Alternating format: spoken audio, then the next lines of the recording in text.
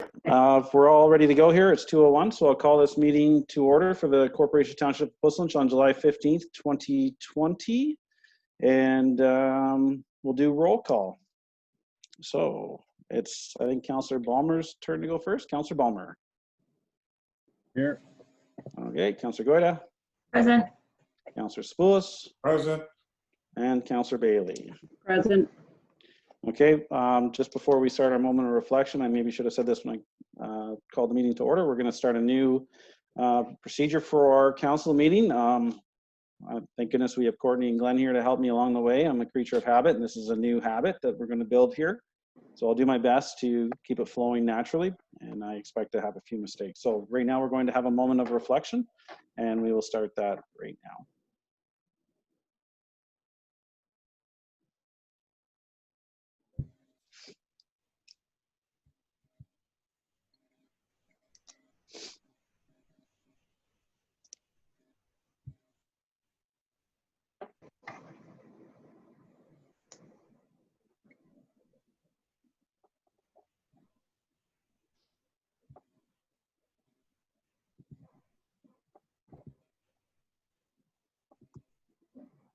Okay, now I will ask Ms. Hoyt-Fox to read out our confirmation of the agenda, please.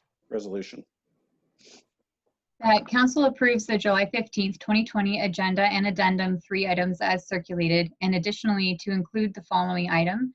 Announcement item 17.1, Highway 6 announcement dated July 15th, 2020 by Mayor Sealy.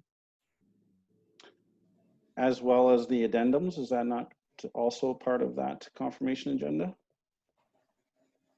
You mentioned it already. Did she? Okay. So as Ms. Hoyt-Fox mentioned, I have a significant announcement regarding the Highway 6 bypass, and I'm pretty excited for it. So can I get a mover for that resolution? Councillor Spoulos, and seconder Councillor Goyda. All in favor? Councillor Balmer. Question, Oh. Then for discussion, is this a point where we can ask to have items pulled out of the consent agenda as part of confirming the agenda? I believe it's when we get to the consent agenda, but I'll let Mr. Schwendinger mention. That's correct. When we get to the consent agenda portion of the meeting, that's when you can say which items you'd like to hold for further discussion. Super. Okay, thank you. Okay. So all in favor of that, of just confirming the agenda? Yes, I'm in favor. Okay. Councillor Goyda? In favor. Councillor Spoulos? In favor? Councillor Bailey? Yep. In favor. And I'm in favor, so that's carried. So with council's indulgence, I would like to just jump down to the last item, which we may end up revisiting later under announcements if other members have some announcements, but I'd like to discuss that Highway 6 bypass announcement. If I can get some nods of the heads, if we're okay with just skipping down to that momentarily. Absolutely. All right. Okay, so I apologize that it was not part of the addendum, but it came through late this morning. I received an email from our MPP, Ted Arnott, that the provincial government has committed to doing the Highway 6 bypass once again. As part of their Southern Highways expansion program, they are committing to that. Now, I do have an email that I have asked our CAO, Glenn Schwendinger, to forward along to all of council at some point during this council meeting when he has a few moments. And yeah, I'm really excited about it. And before anybody needs to give me direction, I will be writing a letter to the Minister of Transport, Ms. Mulroney, thanking her for this announcement. And I have a phone call scheduled with our MP, the Speaker of the House, Mr. Arnott, for tomorrow morning at 9:30 to thank him for his continued advocacy for this project. You know, our CAO and myself and all of council, we were delegates to the minister and the you know, the deputy ministers, and we've all been working tirelessly and, you know, on social media and in the public and advocating for this. And I'm really excited, and I think it's going to open up a lot of opportunities for Puslinch. You know, as part of that, I believe council is aware that the Maltby interchange is part of the Highway 6 bypass. And I've been receiving many concerns about the saleability of high value industrial lands along concession 7 and Maltby and the Hanlon because of the lack of access. And if this project goes forward, it's going to be a huge economic benefit to the province, to Puslinch, So this is fantastic news. I was super excited. I let out a pretty big Yahoo when I read the email, and I'm looking forward to conversing with the government with some other ideas around this expansion. So give everybody a quick moment if they want to make a comment about it. Like I said, Mr. CEO is going to try to forward the email at some point today, but we'll ensure that you get it. So, Councillor Balmer? Thank you, Mr. Mayor, and thank you for sharing that announcement. Just one quick question. Does it specifically indicate that it's now on the 5-year plan, or they've just recommitted that it's in the Southwestern plan for long term? It does not have a commitment to the plan or a start date. It just, as part of their $1.5 billion they're allotting to the expansion programs, the Highway 6 bypass is part of that. Okay, So great. we'll try to get a little more clarification, but still great news. Yeah, good. Thank you. Councillor, yeah, you're welcome. Councillor Goyda? That's awesome. It's really, really great news. Hopefully, yeah, I mean, it would be really great if we knew when it would be starting, but I mean, it's great news. So that's a really positive step. So thanks to everyone for all their hard work on that. Yes. Okay, Councillor Spoulos? No, that's really great. CAO has passed on the email. There is no scheduled date on it, but as you mentioned, it's part of the $2.6 billion program. So I assume we can start pressuring the county again on the work through Aberfoyle, the reduction of the lane widths. I agree with you, Councillor Spoulos, 100%. Yep. Councillor Bailey? Yeah, no, this is good news. Yeah, I guess I'd be interested once there's more detail that we can grab onto. But well done. Okay. All right, so we'll go back to the beginning of the agenda. So we have disclosure of pecuniary interest. Do we have any of those today? Councillor Goyda? Yes, I do. I apologize. It's a little lengthy. I am declaring a pecuniary interest on items number 6.8 only as it relates to aggregate, 6.18, 7.2, and 15, being the letter from the MMAH, the letter from Ted Arnott, the written delegation from CBM, and the notice of motion for the Aberfoyle pit. I do not have a pecuniary interest in receiving information on the reports. However, I do have a pecuniary interest in any discussion or decision about what position the township will take, including what comments the township will provide as a family member operates an aggregate in the township. Okay, just so I have this right, 6.8, 6.15, and 6.18, and then you have specifics as to 6.8, just the aggregate portion? Yeah, 6.8, just the aggregate portion, 6.18. Oh, 6.18 or 1.8, yep. Sorry, yeah, 7.2, Oh, 7.2. which is the delegation from CBM, Okay, and the notice of motion, which is item 15. okay. Maybe if you're going to fill those out, it would be beneficial to myself if you send those to me in advance. Sorry. And I can Sure. make notes of it. Sure. Thank you. Just give me a second. And I'll probably goof this up. I'll probably forget to exclude you, but I'll apologize in advance. I'm not trying to make anybody look silly or anything like that. Okay. So any further pecuniary interests? No? All right. So now we're at the consent agenda. And this is where we decide the items we want to pull out. And I have asked for 6.5, 6.8, and 6.18. And I'll just go around the table. Councillor Balmer, do you have any that you would like removed? I may have a point or two to discuss on 6.17, the COVID Recovery Act. 6.17, okay. Councillor Goyda?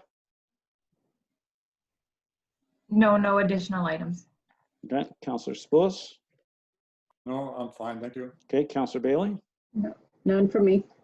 Okay, so my understanding is then I can have Ms. Hoyt Fox. Okay, give me a second. I'm gonna have to figure this out. 6.8, 6.17, 6.8. She's out.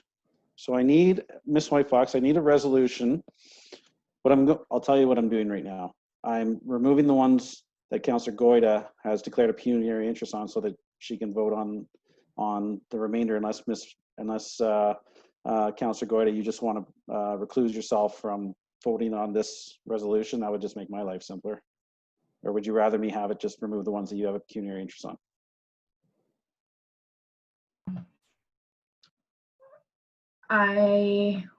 Sorry, I have to just catch up here. Are we going to remove the ones that are being pulled out regardless if I have a pecuniary interest or not? What I was trying to do is have us just vote on the resolution to pass the ones that are not being removed, but then just Okay. recluse yourself from that vote to make my life easier. I'm fine. And I'm then- fine with that. That's fine. Okay, because then I don't have to go through and figure out which one. That's So, fine. That's fine. Ms. Hoyt Fox, if you could read a resolution that we pass the consent agenda, but remove 6.5, 6.8, 6.18, and 6.17, please. Okay, that the consent agenda items, with the exception of items 6.5, 6.8, 6.17, and 6.18, listed for the July 15th, 2020 council meeting, be received for information. All right, can I get a mover for that, please? Councillor Spoulos, seconder, Councillor Bailey. Mhm. Okay, all in favor, Councillor Bulmer. In favor? Okay, Councillor Spoulos. Favor? Okay, Councillor Bailey. In favor? And I'm in favor. Okay, so now we're going to discuss 6.5. Let me pull it up on my other screen. Oh, okay, so I pulled this one out. This is the correspondence from the Ministry of Transportation regarding the Halton Truck Inspection Station. And the only reason why I wanted to pull this out is I wanted to thank the Minister of Transport, Ms. Mulroney, for taking our concerns serious, our residents' concerns about the prime agricultural land, the amount of land being used for the truck inspection station. Councillor Spoulos was definitely had some question lines regarding the size of this inspection station. And through council's hard work, the ministry has listened, and they realize that their needs for inspection stations are changing drastically in our new higher tech environment. And a lot of these things are moving online, and they might not necessarily need 25 hectares to make an inspection station. So they've decided to put a halt, or a pause, I should say, a pause on the project until they reevaluate their needs for inspection station. And I believe we had a large component of that decision being made. So good job, everyone. I just wanted to bring that out. I know the local landowners are very excited that their farm is going to remain intact for the time being, and they can sleep a little better at night. So that's all I wanted to bring that out. If anybody wants to make any comments on that, I just I'll open it up. No? Okay. Councillor Spoulos. Yes, the residents who are going to be affected by the north installation are very thankful, I'm sure. They are. I've notified them personally. I'm sure maybe other members of council have connections with them as well, but they were happy to hear that news. They were very happy. So, Matthew, do you have anything? You don't have your video on, so I'm not sure. You're good? No, that's good. Thank you. Okay. So now we're going to talk about 6.8, which is a letter from the Honorable Steve Clark. Before we talk about, I asked that to be removed. Sorry, Glenn. Okay, just interject, sorry. Sorry. For the item that you just discussed, we need a motion, what you would like done with that since you removed that from the consent. Oh. Do you want receive for information, or is there some type of action you want coming out of it? We need a specific motion for the items that you pull out. I don't believe for that one we need a specific action. Just receive it for information. I will include it in some correspondence to them. I've already thanked her. Actually, I already sent a letter of thanks for that one. So, can I get a motion to receive that as information, please? Yeah. Councillor Spoulos, seconded by Councillor Goida. All in favor? Councillor Bulmer. Favor? Okay, Councillor, where do I go? Goida. In favor? Councillor Spoulos. Favor? Councillor Bailey. In favor? And I'm in favor. That's carried. Okay. See, I told you I'd make mistakes. Now we're on to 6.8. I asked that to be removed due to aggregate issues. Is there any concerns about that letter or comments? I'm just trying to find my comment. Is there any comments on that or questions before we get to the aggregate component of that? So then Councillor Goida can participate because she only has a pecuniary on the aggregate part. Mine concerns with the aggregate, so Councillor Spoulos, do you have anything other Just than the the aggregate? aggregate part, so I assume you're Yeah, going to ditto. talk about the aggregate part now? Well, I'm just making Well- sure that we don't, somebody didn't want to speak about any other component because Councillor Goyda has to recluse herself. Oh, Councillor fair. Ballmer? Thank you. Councillor Ballmer, do you have Yeah, anything so other than the? This deals with the A Place to Grow Act, and which also the Watson Associates report also speaks to. So I can speak to my concerns that are identified in the Watson report, I guess, that are separate from the aggregate issue. Okay, sounds good. Okay, so we're going to move on to the part that revolves around the aggregate. And let me just get my comment here. So the minister is proposing removing the restriction of aggregate extraction in habitat of endangered species and threatened species. In my opinion, this is completely unacceptable. Mr. CAO, was habitat of endangered species at risk not proposed by this government just a few months ago? And was it removed from other legislation and here it is back again? Because that's my belief that it was part of the proposed aggregate resource reforms and provincial policy statement reforms.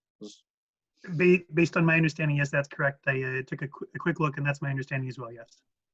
Okay, so here we have, again, we spoke of opposition of, you know, aggregate being more important than endangered species. So I believe we should direct staff to express our not support for this. And I would also request support to write our MPP to ask why aggregate extraction into natural heritage features and habitat of endangered threatened species continues to be proposed, even against the objections of municipalities. This is another example of the aggregate industry influence on our government. Even species that are at risk of leaving this planet for eternity are not safe from the aggregate industry and the close to market policy. This is unacceptable. This was kind of put in at last minute. We have 30 days to comment on it. Most council members and councils might not even be sitting in July. So I'm very disappointed that this has come back for us. And so I'll open it up to comments to council on their, so Councillor Ballmer. Thank you, Mr. Chair. Yeah, I agree with what you're trying to achieve there. Just maybe one point of clarification. I think the previous time it was just that they were proposing that aggregate extraction should be allowed within natural heritage features. I don't believe they specifically mentioned threatened and species at risk previously. But of course, natural heritage features is the home of many of these threatened and endangered species. So it is of the same effect, even if the wording is different. So I think you're absolutely right. We need to be on top of it. And, you know, when we're prioritizing things in this world, where a threatened species lives or an at-risk species lives, that's certainly it's an important place to protect. So anything we can do to help, you know, achieve that, I think we should do.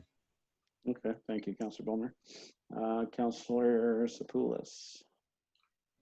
Yes, I agree with Councillor Ballmer's assessment. You hear and you read about all sorts of endangered species being at risk and continue to decline. And here we have an opportunity to stop the decline of endangered species. Whether it's flora or fauna, it doesn't matter. Once they're gone, they're gone. So I agree with your desire to put forward a request from the province to clarify why, and noting our opposition. Okay, thank you. Councillor Bailey. Yeah, I wholly support that as well. I did have a question that is still in limbo, I guess, about mapping. I guess I just need an idea of what the natural heritage systems are within Pussant that we're talking about. So I was just wondering if county or sounds like maybe ministry could be able to provide some of that mapping so that we know what scale we're talking about here. Maybe I'll ask Mr. CEO, or Councillor Ballmer is quite knowledgeable in the mapping and natural heritage features, but I guess it's just if the aggregate industry identifies aggregate under the natural heritage feature, then this would allow it to go. So, you know, No, not good. Yeah, the ones that Well, are to be safer. fair, I ones. think Councillor Sapoulis, as chair of the planning committee, is also Oh. has to work with this mapping all the time. It's part of the official plan mapping. They map the natural heritage features for us in the official plan. So maybe Councillor Sapoulis would be most familiar, if not staff. Sorry about that, Councillor Spillis. No, that's fine. I was going to turn over to staff, just to provide the official record. Certainly the mapping is available as part of official plan. Any submissions that are made for land severances, identify natural features, identify ANSI areas. This is areas of significance, scientific interest, and so forth. So I thought that our zoning bylaw included a map that identifies the places where you're not allowed to build. And my way of thinking is, if you're not allowed to build, why are you allowed to put a pit in that location?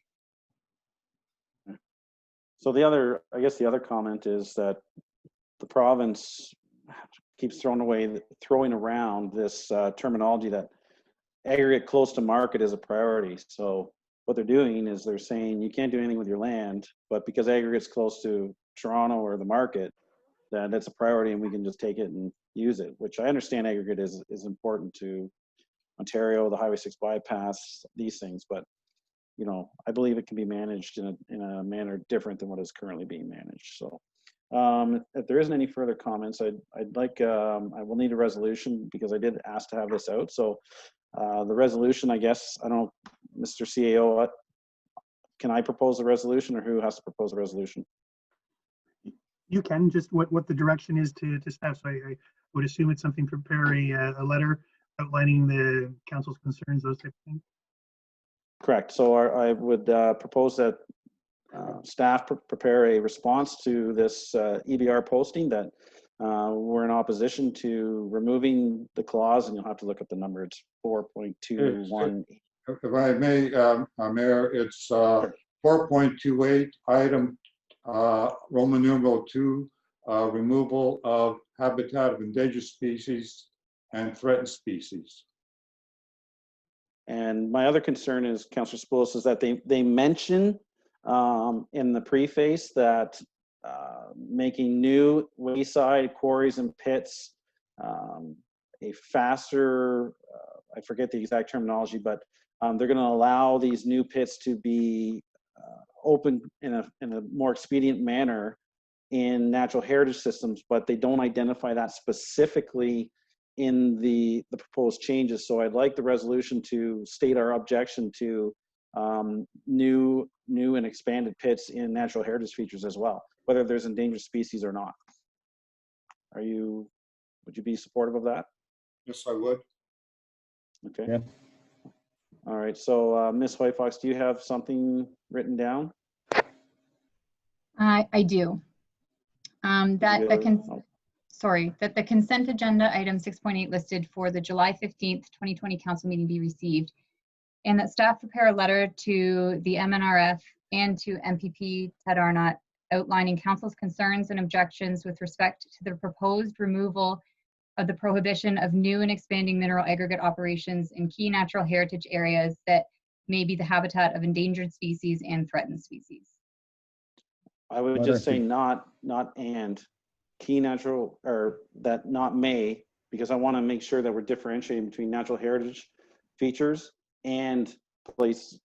I know they overlap, but I want to identify that we have opposition in both, whether there's an endangered species in the natural heritage feature, right? I don't want it to be contingent on having an endangered species in it. Natural heritage features and natural heritage features with endangered and threatened species. I would suggest, Mr. Mayor, that we say we object to deletion of item 2 of 4.2.82, which That is covers it. habitat of endangered species and threatened species, plus the additional comment you made. About the natural heritage features? Yes. Okay, I'm comfortable with that. Mhm.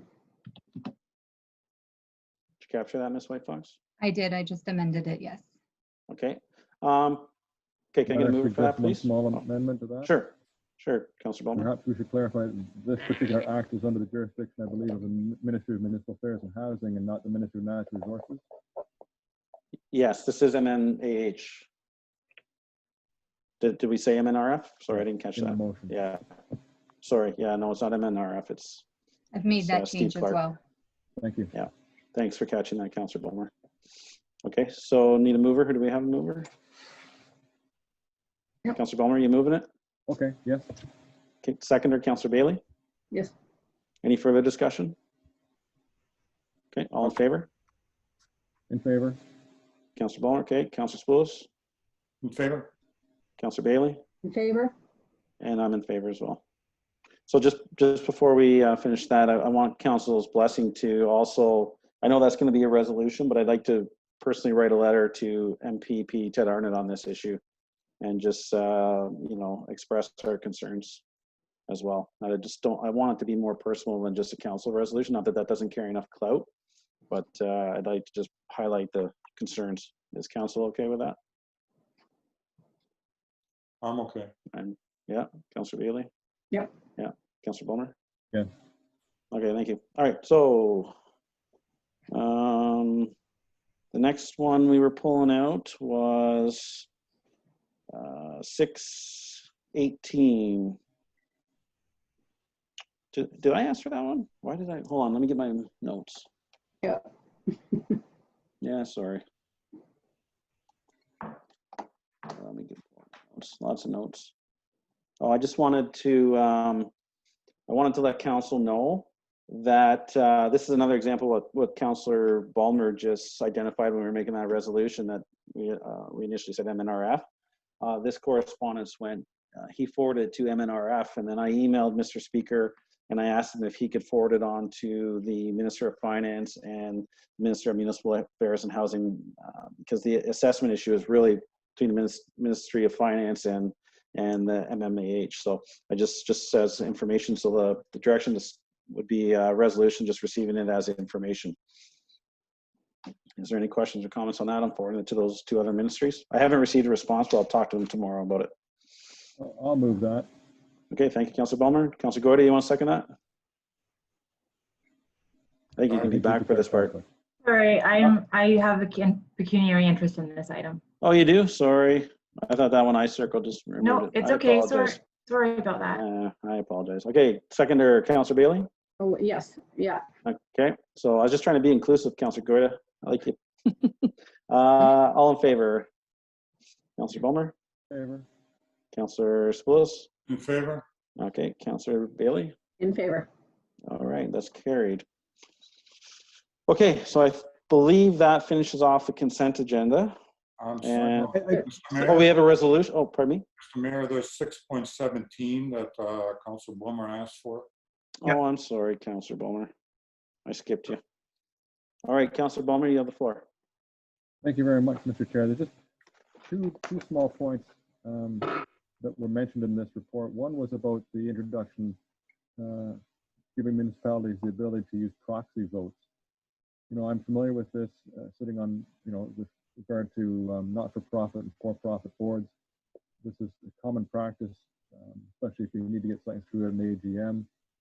But I think the difference here is that as a municipality, as we are directors of a municipal corporation, we have taxation powers that not-for-profits and for-profits don't have. And we have the ability to take away someone's home if they don't pay those taxes, which is also somewhat of a unique power. So I'm a little concerned about this. I think when we take on the role of being a municipal councillor and being on the board of a municipal corporation, we're taking on a higher level of accountability and a higher level of responsibility. And I'm concerned about the suggestion that we could just readily hand that off to someone else because we can't make it to a meeting or something. I realize there's putting it in the context of being mature and responsible levels of government. But I don't believe other levels of government have the ability to have proxy votes. So I think that argument falls flat for me. So that's, if it was an option for us to opt in, well, I wouldn't be supporting opting in. I'm just hoping it's not offered, period. The second point has to do with the enhanced authority for ministerial orders, zoning orders, and the changes or the proposed making permanent the land and development facilitator. I don't generally have any concerns with either of those positions. It's just that most recently they removed the public's ability to appeal plans of subdivisions. And so I'm not sure what the additional powers would be needed to expedite anything. We've already seen several changes at the provincial level to expedite these developments. So I don't quite understand the need for additional expedition on these things. But I'm sure someone from the industry would be able to explain. I can't imagine what it must look like from the other side. So I can understand why there'd be pressure to make more changes. But I'm concerned about it. Okay, thank you, Councillor Bowman. Is there any other comments from council on that one? No? Councillor Bowman, what would you like the direction of that to be? Since you I think asked to have it just removed. receive for now, unless it is council's will to make a statement about the proxy votes. I'm hoping it becomes something that a municipality could opt in or opt out of. I just don't. It's not something I would feel that I would be supportive of now, or even if we were given the option. Okay, I'm comfortable receiving it for information currently, if you're comfortable with that, and we'll just keep an eye on it. Any other comments from council on that? No. So, Councillor Bowman, do you want to propose a resolution to receive it for information, please? Yes, certainly. I would propose that we receive item 6.17 for information. Thank you. Can I get a mover for that, please? Councillor Spoulos, seconder. Councillor Goyda, I saw you blink. Sure. Okay, all in favor? Councillor Bowman, In favor? Councillor Goyda, In favor. Councillor Spoulos, Favor? Councillor Bailey. Oh, your headset's not working. You were working fine without it. I think it was working well. Yeah, I can't hear In favor? Councillor Bowman very well. But when He doesn't have his camera on. Okay, so that's carried. I'm in favor. All right, so that finishes the consent agenda, unless I forgot anything else. And now we'll move on to delegations. 7.1. Okay, so I believe everybody's had an opportunity to read over this delegation. Unfortunately, with the new COVID procedural bylaw, delegations were only written at this point, but I'm pretty sure they relayed their opinion quite well on this. So I'll open it up to questions. Councillor Bulmer, or comments, I would say. Thank you, Mr. Chair. Just getting there myself on my agenda. Yeah, I must admit, when this first came to my attention via email, I completely understood their concerns. Having grown up on Lake Road, back in the day, Lake Road was calm enough and quiet enough that I could drive my go-kart on 32. That's no longer the case, of course, and I'm aware of that. So things have changed over the years. But over those same years, I've seen the amount of money that the county has invested in making sure that County Road 32 past the lake was as close to county standards for an arterial road as they could, considering the difficult circumstances there and the wetlands and adjacent to the lake. So I understand the concerns both sides have with trying to make this thing work. What I take some comfort from, though, is that I'm quite pleased with the response we're seeing, both from our council in terms of responding to the concerns as they came in. I don't think anybody disregarded them. And certainly I'm quite pleased with the response I'm seeing from Mr. Kudo from the county in terms of immediate action and some long-term action as well. So I would support, well, there's nothing I can actually do as a member of Township Council other than to continue to support their actions being followed through at the county. But I think that seems to be well in hand. Thank you. Thank you, Councillor Bulmer. Councillor Goyda. Yeah, thank you. Can you hear me okay? Excellent. Okay. Yeah, I myself actually just this past Sunday, I took my family for a drive down Lake Road to try and fully understand the concerns. And I you know, I have to say that after just a short time spent there, I can understand the concerns and the frustration. When we were there, there was several cars parked along the side of the road where it says no parking, and there were families sort of gathered near the road's edge with their kids playing in the water while cars sped through the bottleneck that had been created there. So I can see that road, or at least that section of road, is definitely a unique situation. And I agree with Councillor Bulmer that from the county, Don has responded quickly and has put some measures in place, and I think that's a good start. But I agree with the residents of that area that it would be really good to see some long-term safety measures put in place, especially given the fact that the construction is set to begin on the 401 soon.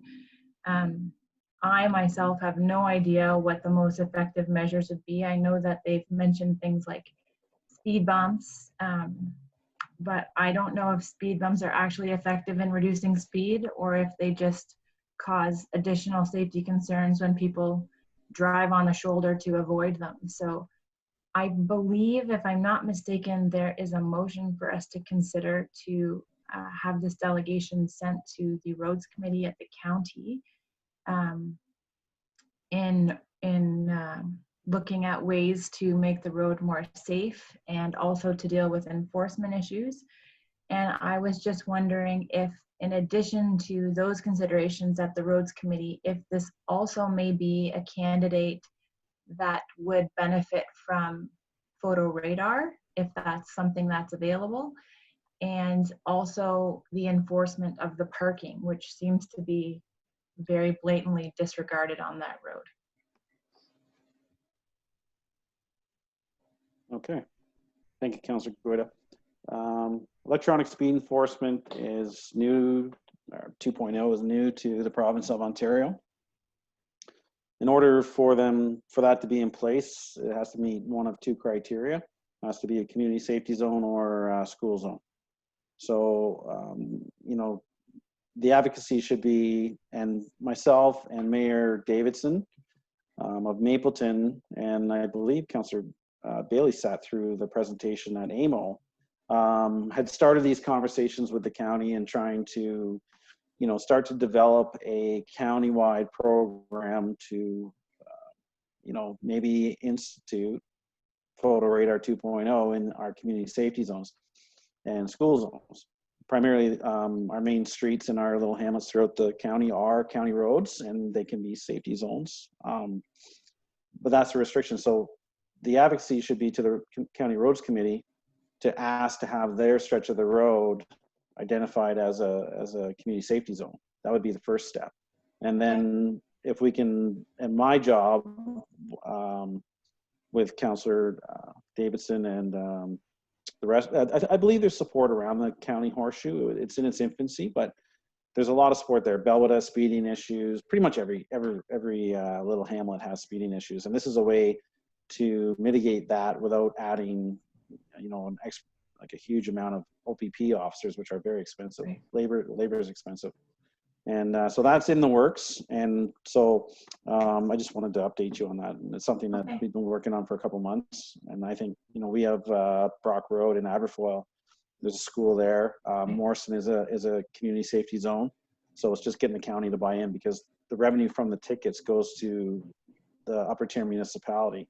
So we want them to run the program, because they're going to generate the revenue from it. Right. So that I agree. I would support trying to get advocating for the community safety zone down there. Councillor Spoulos. Yes, I proposed a motion which I believe our deputy clerk has on file, will be included, if I'm not mistaken, as part of the resolution of this item. Is that correct, Madam Courtney? Yes, I do have the draft motion here. Yes. Okay. I'll have her read it after. So Basically, I thought that the presentation was very well done, very professional, and highlighted numerous solutions. instead of just being critical, there was suggestions that merited further look at, and the motion reflects the fact that we're asking the county to look at these suggestions. I would also, as a result of discussions of the mayor and Councilor Goyda, that we add an item E as designating the area as a community safety zone to facilitate photo radar in the future. Okay. That's all I have. Thank you. Mrs. Hoy Fox, when you write that down, call it electronic speed enforcement. The new government doesn't want to call it photo radar because it failed. It failed miserably back in whenever that happened. Okay, Councillor Bailey. Thank you. Yeah, I myself have also recently driven down Lake Road to go, you know, take an assessment and see what's happening there. I mean, I've been there many times before, and I think just due to our current situation with COVID, it's really kind of impacted it a little more. Can you turn your video off, please? Yeah. Thank you. No. There you go. Adding on to Councillor Goyda, like I witnessed people sitting at the side of the road fishing, parked and sitting. So there's definitely, reason for concern. And I'd just like to thank the Ashley for putting this together. It was a really great presentation with suggestions, not only criticisms of what's happening. One of the new responsibilities that I've taken on is to create a safe communities committee. And so that's just in the works, and this could be some of the kind of work that we're going to see. So I'm actually wondering if there's someone from that area or from this group that might be interested in reaching out to me to see about joining on with the committee and just seeing if we can be working together. So that's all I have right now. Okay, thank you. I also am quite impressed with Don Kudo's response. He sent out the traffic study that they did, or they put out the counters. They know how much truck traffic, how many cars, how fast, and and then he indicated that they'd be putting those 50-kilometer-an-hour speed limit signs in the middle on the double line, or if it's a dotted line, I don't know what it is. And they seem to be working in Morrison. They get hit by cars quite often. I'm a little concerned that they're going to get tired of replacing them and give up on the program, but cross that bridge when we get to it. And he also indicated that speeding is a concern, or traffic is a concern across all the county, and they're going to be doing a study on that, and they're looking at ways to mitigate it, and that's going to be a component of the electronic speed enforcement. I also spoke with Paul Richardson, the inspector of the OPP, and because ultimately they're in charge of enforcing speeding, and he attended the site personally. He mentioned that it does provide a lot of challenges for doing radar enforcement, and his words were that he has some ideas to help the situation down there, and that he will be providing a report in the near future. As for this delegation, one of the slides I'm looking at, it says illegal tractor trailers, trucks on Lake Road, danger, walking children. The truck in the picture is a single axle truck, and just because it's on the road, it's not illegal. The road has a 5-ton per axle weight restriction, which is different than a truck prohibition. 5 tons per axle means you can drive on it empty, and you can commerce between places. So if you've unloaded, so if you have a 6-axle trailer, you could be 30 tons on that, 30 tons on that road. So just because trucks are on that road doesn't mean they're illegal. They are there legally. If they're loaded and over the 5 tons per axle, then that's an enforcement issue. I also spoke to Mr. Richardson about the enforcement of heavy vehicles, and I asked if the MTO had any responsibility in that. And I do see them occasionally in Morriston by the carpool, and his response was he felt that typically they just enforce provincial highways. However, he was going to look into it to see if they could work collaboratively with the OPP and do some enforcement possibly down there, Lake Road and other areas. I do notice that the heavy trucks are driving down Victoria Road south of Clare. They come through Puslinch around the pond, and that's truck prohibition. That's not 5 tons per axle, that's truck prohibition. So there is a concern with that. I will have Ms. Hoyfox read out the resolution, and we'll have a quick discussion about that resolution. That the written delegation from Ashley McPhee with respect to safety concerns on Lake Road be received, and that the written delegation be sent to the County of Wellington Roads Committee with the request that they advise on measures including costs that can be implemented to A, minimize truck traffic, B, control speed such as stop signs, speed bumps, additional signage, C, allow for increased traffic during Highway 401 construction such as increasing shoulder width, and D, increase police enforcement, and E, the possibility to consider the road as a community safety zone to facilitate electronic speed enforcement. Okay, one other point I missed, I had written down here, is that sitting on the shoulder fishing is not illegal. If they park there and then they fish, the parking's illegal, but they can wander there and fish, you know, as long as they have their licenses and all that good stuff. I do have another question for the CAO.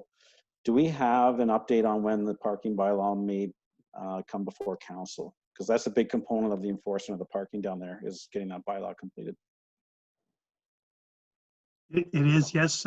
We just had a update with the firm working on it for us. I believe we're hoping to have something before council at the August meeting. Is that right, Courtney? Yes, that's correct. Yeah, we'll have something before you at the next meeting. So that's great news. That's great news because a big component of the problem down there is the illegal parking, and it narrows it and it makes it, you know, challenging for people, pedestrians walking. So Councillor Spoulos, you proposed this resolution, is that correct? Yes. So I just need some clarification. You're asking for costs. Are you intending for Puslinch to take over costs of the county road, or what's the? I think it's important to understand who's going to pay for it, if they're going to pay for it or we're going to pay for it. And if we're going to pay for it, I'd like to know what the bill is going to be. So for instance, if it's a shoulder width is going to cost $100,000, so it's going to be a decision we'll have to make at budget time. So I'm not really supportive of asking for costs. I don't want to give them the idea that we're willing to pay. So typically, as you're well aware, we're responsible to the curbs, and then sidewalks the county's responsible to the curbs, and then we're responsible for the sidewalks. And I had already asked prior to this complaint coming in. No, that's incorrect. When I believe it was Ms. Ashley contacted me, I looked at Brock Road, and if you look between Aberfoyle Mill and the roundabout, there's those asphalt aprons. So I went to the county and I said, what does the reconstruction of Lake Road look like? Is that the new standard to have asphalt aprons? Because then that kind of mimics a sidewalk. And right now they're not quite answering me quite yet. And but then they said, oh, there's an opportunity for cost sharing there. Well, if they're paying for it in Aberfoyle, then they should pay for it down there at Lake Road. And I think we should just advocate for the same cross section of road that was built in Aberfoyle to be done in Lake Road, and then they foot the bill. But I'd be concerned about asking for costs. Go ahead, Councillor Spoulos. Mr. Mayor, the sidewalks, including those aprons in Aberfoyle, we paid for them. I think it was $100,000 budget item for us. With respect to my request, I did not say in the motion sidewalks, I said shoulder width, and deliberately suggested shoulder width because I see this cross section of the roadway is not the same as, say, County Road 32 or 34. Both those have a wider shoulder, which to me should be the standard they should apply here. In other words, it should be cost. As soon as we say sidewalk, I agree with you. They start running the money meter on us. Yeah, and I wasn't aware that we paid for the asphalt aprons. I'll look into that. The conversation we had about taking the road to the same cross section as 34 is that through that swamp there, it's a floating road, and it's cost prohibitive to widen it that much. That's why they don't want to, they're reluctant to widen it to that same standard, because it's just astronomical, the cost. That's what they told me a month and a half ago. However, I'm supportive of advocating for those asphalt aprons as wide as we can get them within a reasonable amount. So I'm nervous about asking for costs in there, because they're going to punt it down to us and want us to pay for the signs and things like that. And as you know, we have budget restraints. So, okay. So if you want to take it out, take the cost out, I'm fine with that. I would prefer it.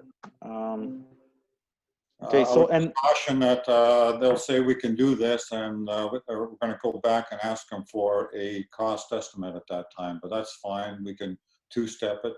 I don't have a problem with that, as long as the message is clear to them what we want changes there to affect the traffic.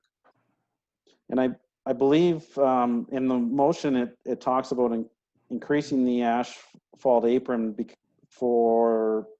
to accommodate increased traffic due to 401 construction. Is not the intent of the delegation to decrease the traffic during 401 construction and direct it to 34?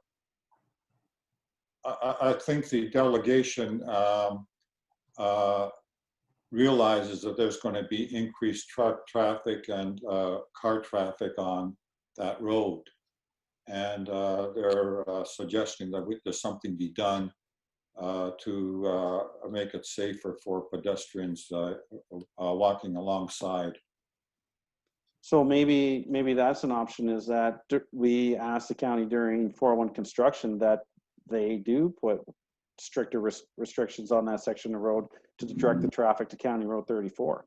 Sure, that would be a good suggestion as well. So if that's a friendly amendment, Sure.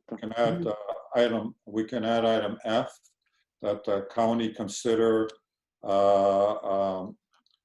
redirecting traffic to Highway 34 during Highway 41 construction in order to reduce the amount of traffic on Lake Road. Yeah, I like that idea. Okay. All right. Those are just some clarification comments. So Ms. Hoyfox, could you just read the resolution, and we'll have discussion on it, please? Okay, so I've removed the bit about cost. Is that still accurate, what you guys would like me to read out? Correct? Okay. Correct, please. That the written delegation be sent to the County of Wellington Roads Committee with the request that they advise on measures that can be implemented to A, minimize truck traffic, B, control speed such as stop signs, speed bumps, additional signage, C, allow for increased traffic during 401 construction such as increasing shoulder width, D, increase police enforcement, E, the possibility to consider the road as a community safety zone to facilitate electronic speed enforcement, and F, that the county consider redirecting traffic to County Road 34 during 401 construction to reduce the amount of traffic on Lake Road. I like that. Okay. So I'll get a mover on that. Councillor Swift, seconder. I'll second it. Okay, Councillor Bulmer. All right, so Councillor Bulmer on that resolution. Thank you. Yeah. Oh, I guess any more comments? Yeah, sorry. Yeah, so we may have to change the lettering. I think if we took out item A, everything else will shift up a letter, but just on what's currently labeled as item E regarding the community safety zone, I like this idea very much. But the way it's worded now, it seems to be without limitation on County Road 32, so I might suggest that we might put in a suggested limit on that from traveled road to the 401 overpass. So it would capture the parking lot at the Wilson's track, as well as Little Lake, the entrance to McClintock's, and all the way past the subdivision to the entrance on traveled road. So we're asking for a specific portion of Lake Road to be designated as a community safety zone, and they can determine whether that's the appropriate point or not. But then our request is indicating it's a specific part of the road we're asking, not the entire road. Makes sense. Councillor Willis, are you comfortable with that? Yes, I am. Thank you. Okay. Councillor Goyda? Just have one quick question. We spoke about the parking and the parking issue being, or the people parking in the no parking area. I'm just curious if that, because it's a county road, who would be responsible for enforcing that? Would it be our own Puslinch bylaw? Would it be county bylaw? Would it be OPP? I'm not sure who that would fall under. Whose parking bylaw Sale? applies? Given that it's a county road, it would be county jurisdiction. So however they go about enforcing their parking restrictions in terms of their own staff, or if they have an agreement with the OPP to do that enforcement with them, that would be up to them. But enforcement would be a county matter on a county road.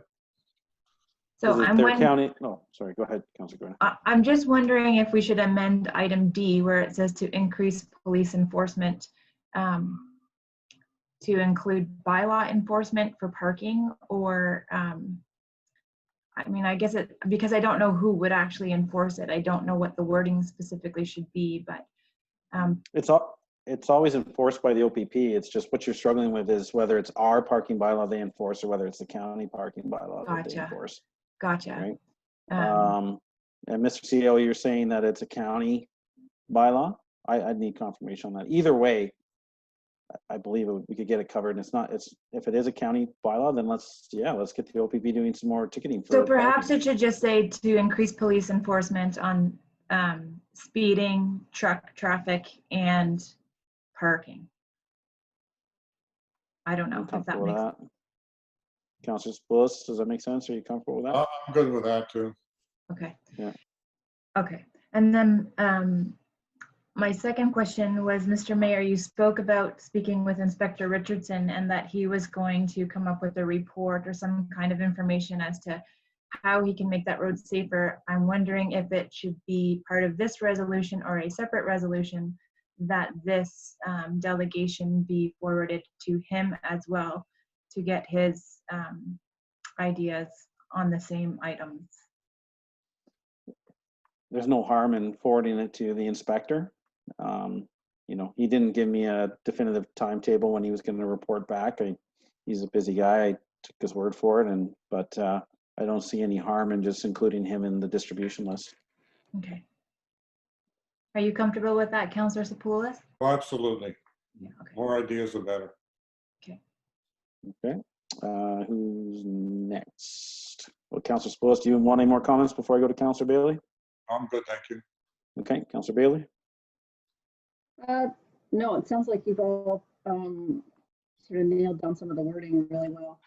Just getting back to the community safety zone, that is a county, sorry, it would be through the county that it could be designated, or through township? So on the county road, and anybody's free to chime in here, they would have, as far as I know, they would have to designate it as a community safety zone.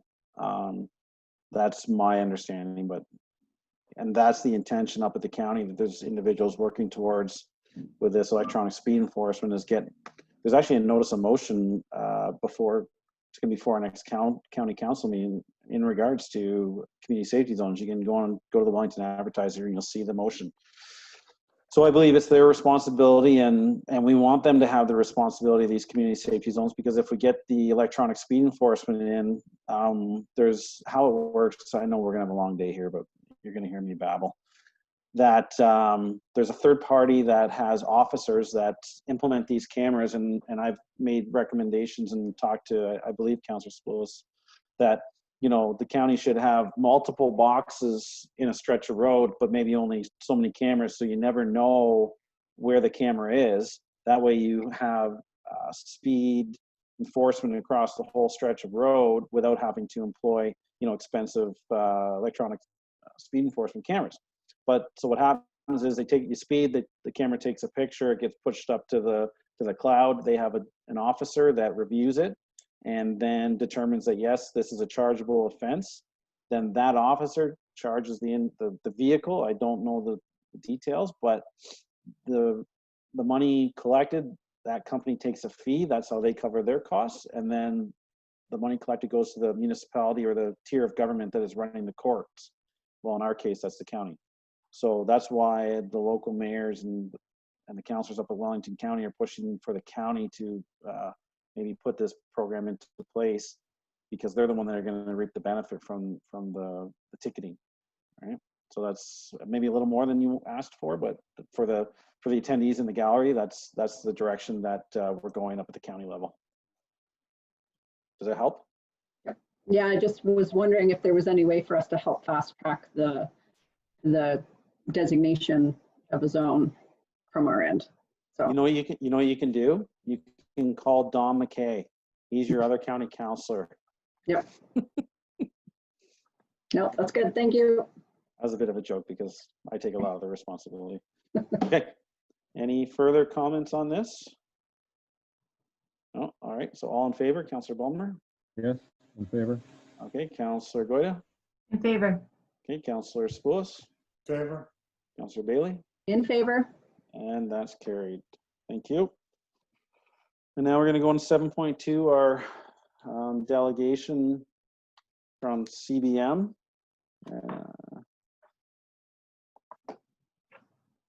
All right, and then this is in response to the notice of motion. Council, do you want to deal with this now or wait till the notice of motion? We'll just deal with it now. All right, Councillor Ballmer, your comments on this. Oh, on the letter from CBM? Correct. That seems somewhat self-explanatory, but yes, I see it as being connected to notice of motion. All right, well, It, okay. you know, but if you want to deal with it now, it appears as if the ministry took whatever concern they received seriously enough to go and speak to the operator and request production records. And what's interesting is we only have this from one of the two operators. There are two pit operators in the Aberfoyle area, and this is the pit that's furthest away from the development in question. So I'm not sure how it was determined, but maybe they did approach both, and only CBM chose to contact us. I couldn't say. All right.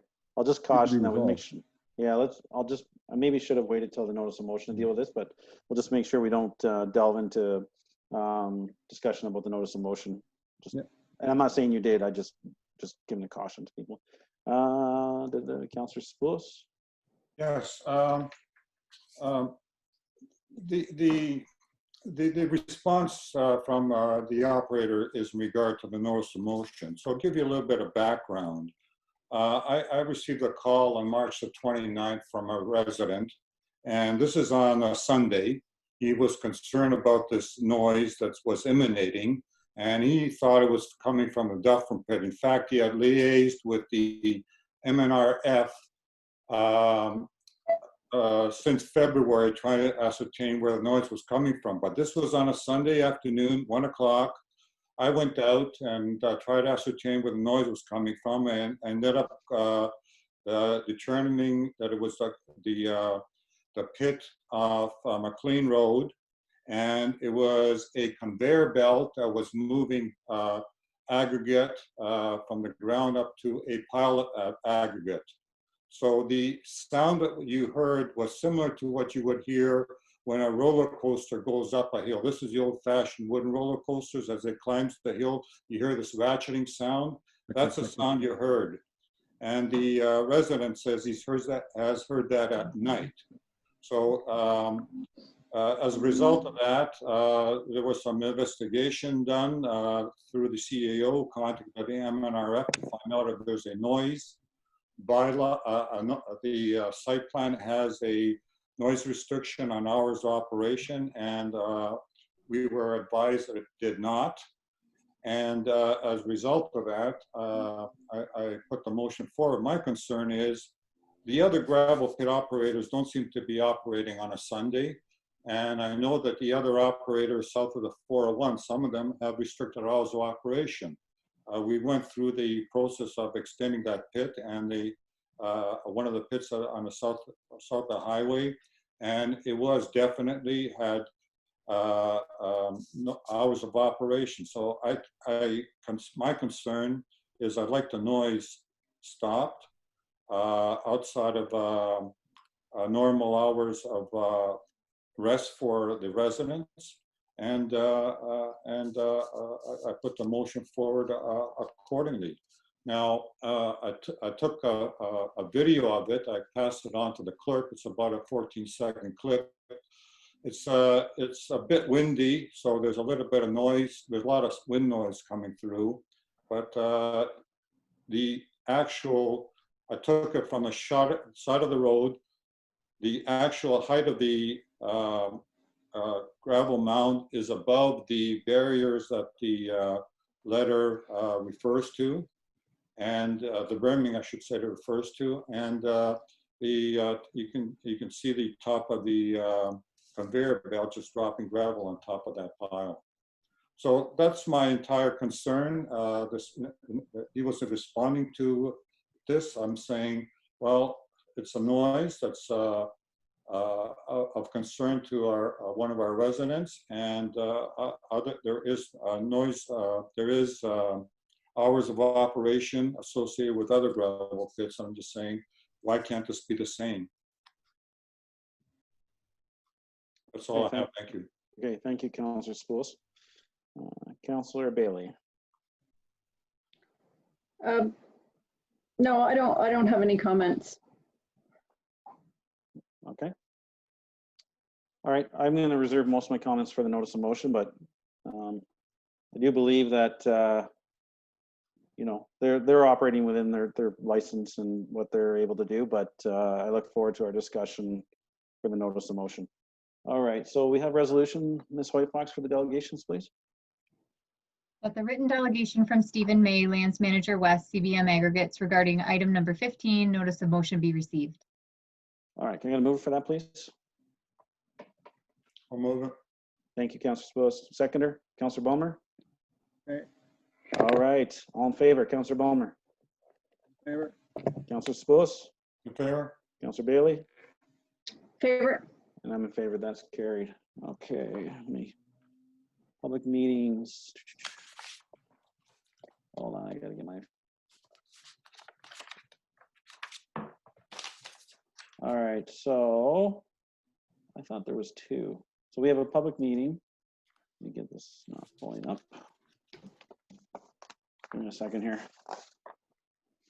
All right, so we have public meetings, August 12th, 2020, public meeting held by electronic participation at 7 p.m. Course, Garden Suite application 7677 Wellington Road, number 36. The purpose and effect of this application is to amend the Township of Puslinch new comprehensive zoning bylaw 23/2018 to rezone the lands to permit a garden suite. And the second one is Gallo zoning amendment application 4010 concession 7. The purpose and effect of the application is to amend Township of Puslinch new comprehensive zoning bylaw 023/2018 to rezone the lands from agricultural to agricultural site specific zone to permit an agricultural service and supply establishment. Okay. Now on to reports. So our first report is the fire, and I'm just gonna see it. I see Chief Gomes here. I've just given the opportunity to talk to council and maybe give some highlights of the report if needed.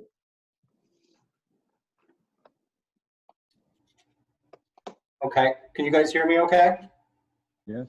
Okay. Sir. So the report that was prepared for council was to inform council the 2019 emergency responses and other significant events that affect Puslinch Fire and Rescue. And if council wishes, I can quickly summarize the report and or answer any questions. Would you like me to summarize the report, or was that clear? I'll leave it to you, Chief. If you want to summarize, you can summarize. If you just want to take questions, then you can take questions. Okay, I'll just quickly highlight some items on the report. So we had a very well-written article by our new public fire and life safety educator, Peter Van Oort, that was published in the Puslinch Pioneer, and that talked about our COVID-19 response for this year. And then moving on to the summary of emergency responses, just a few things to note that our total incidents seem to be roughly at par with the last few years. Same with our estimated dollar loss due to fire. What I started last year was a column for estimated total dollar value saved from fire, which is an interesting number. And last year we saved over $5 million worth of property, which is good to note. Also moving on to public education and fire prevention activities in 2019. I just want to highlight that we went and visited all our resort campgrounds within the township of Puslinch, and we talked to all the owners and we gave them a briefing on our safety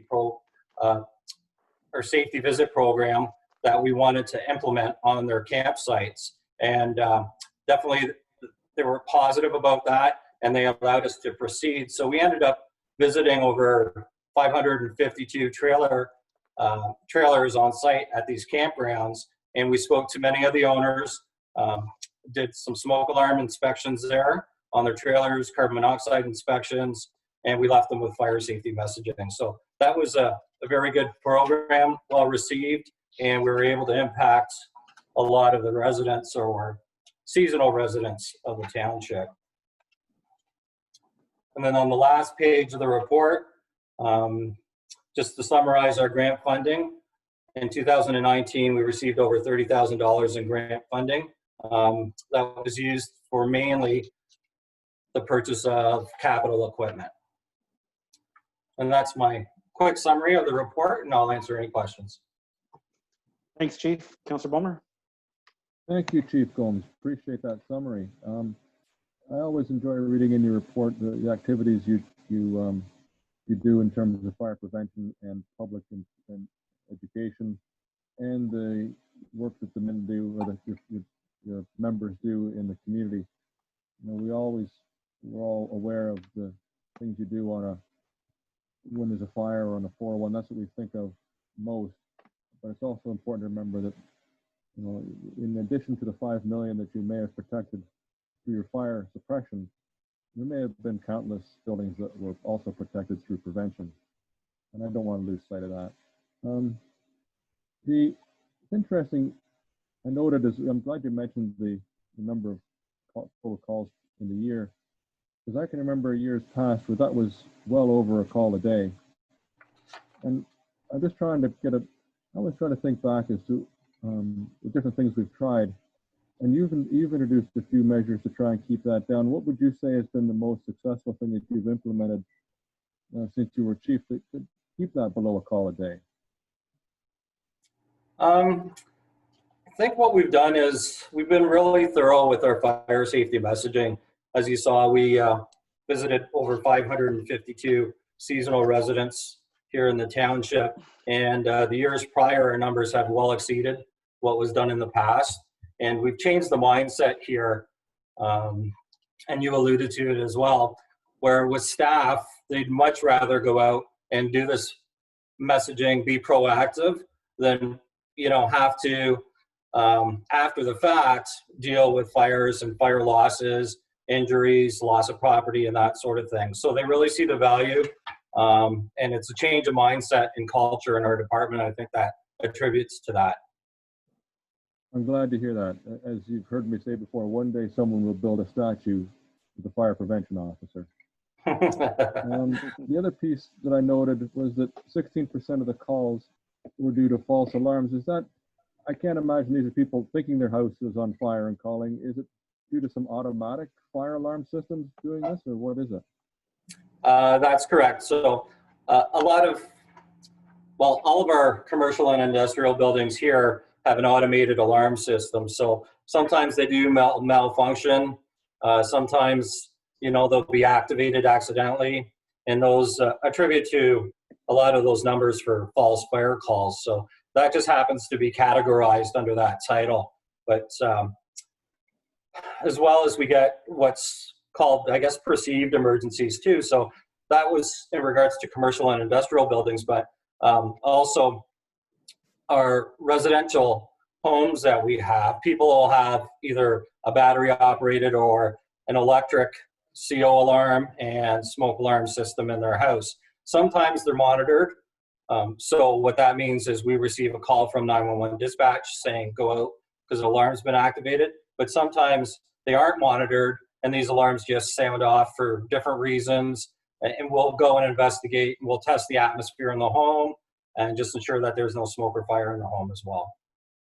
Oh, okay. Thank you so much. You're welcome. Okay. Councillor Goyda? Thank you, Chief Gomes. I don't really have any questions, just a comment. I don't know if I just don't remember or if we didn't have it in previous updates, but the detailed incident type that's included in this report, I really found that interesting, and it just sort of deepens my appreciation for the countless types of situations the fire department faces throughout the year. And I think Councillor Balmer touched on it a little bit, but I've always been surprised by the number of false fire calls. And I guess I imagined it being, you know, someone calling 911 as a prank call or something, but this breakdown makes me realize that that's not the case, and it gives me a much better understanding of what that number actually entails. So thank you for that breakdown. And again, a big thank you to the entire department and to all the staff and all the frontline workers who put themselves at risk even more now with COVID-19 to keep the community safe. So that's really all I had. Okay, thank you. Councillor Spools?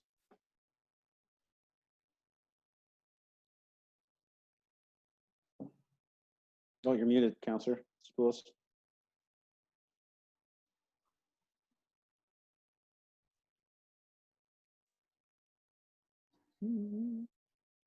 Councillor Spools, you are on mute. There we go. I'd like to thank the Councillor Bulmer for pointing out that the fire departments had a turnaround in the mindset. It's more proactive in terms of going out and reaching out to the public and teaching rather than after the fact. The chief mentioned that, and perhaps that's reflected in the number of incidents we've had and a reduction number of incidents from 2018 to 2019. So I'd like to thank Chief Gomes and ask him to convey appreciation to his staff as well. Thank you. Thank you very much. Okay. Councillor Bailey? Thanks, Chief Gomes, for this. It's a great breakdown of what you and your crew are doing there.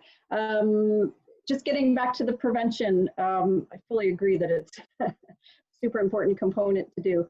Are there any new prevention initiatives that are in the works or that you would, you know, you're hoping to be able to do in the year coming up? This year's been a little tough, a little different for sure. And right now we're actually just recruiting a new chief fire prevention officer. So that should be concluded and a decision made by the end of this month.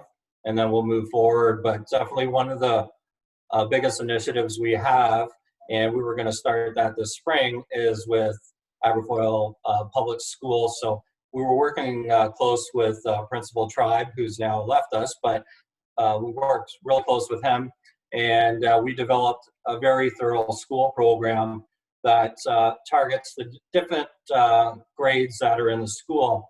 And it was going to be, so far it was well received, the package was, we just didn't get a chance to deliver it. So we'll see what the fall brings, but the intent is that every student in Aberfoyle Public School will get a chance to meet our firefighters and receive some fire safety messaging. So I think that'll go over very well. Yeah, that sounds wonderful. Great. Okay, thank you. Chief, I just got a couple of questions for you. I see that we have call canceled en route 26 calls. Are you seeing a reduction in those amount of calls now that we've signed that new tiered response agreement with ambulance? Are those 26 calls that were dispatched as that fit the criteria as a VSA, or, you know, are we seeing a steady decline now that we're not turning our guys back as often? I'd say we aren't turning our staff out as often because we aren't being dispatched as often.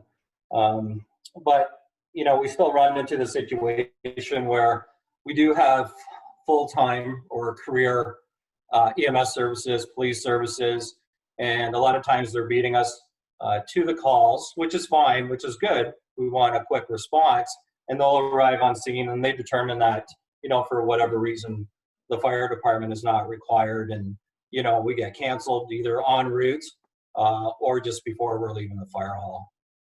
Okay, so you haven't seen a drastic decline in call volume due to that signing that agreement?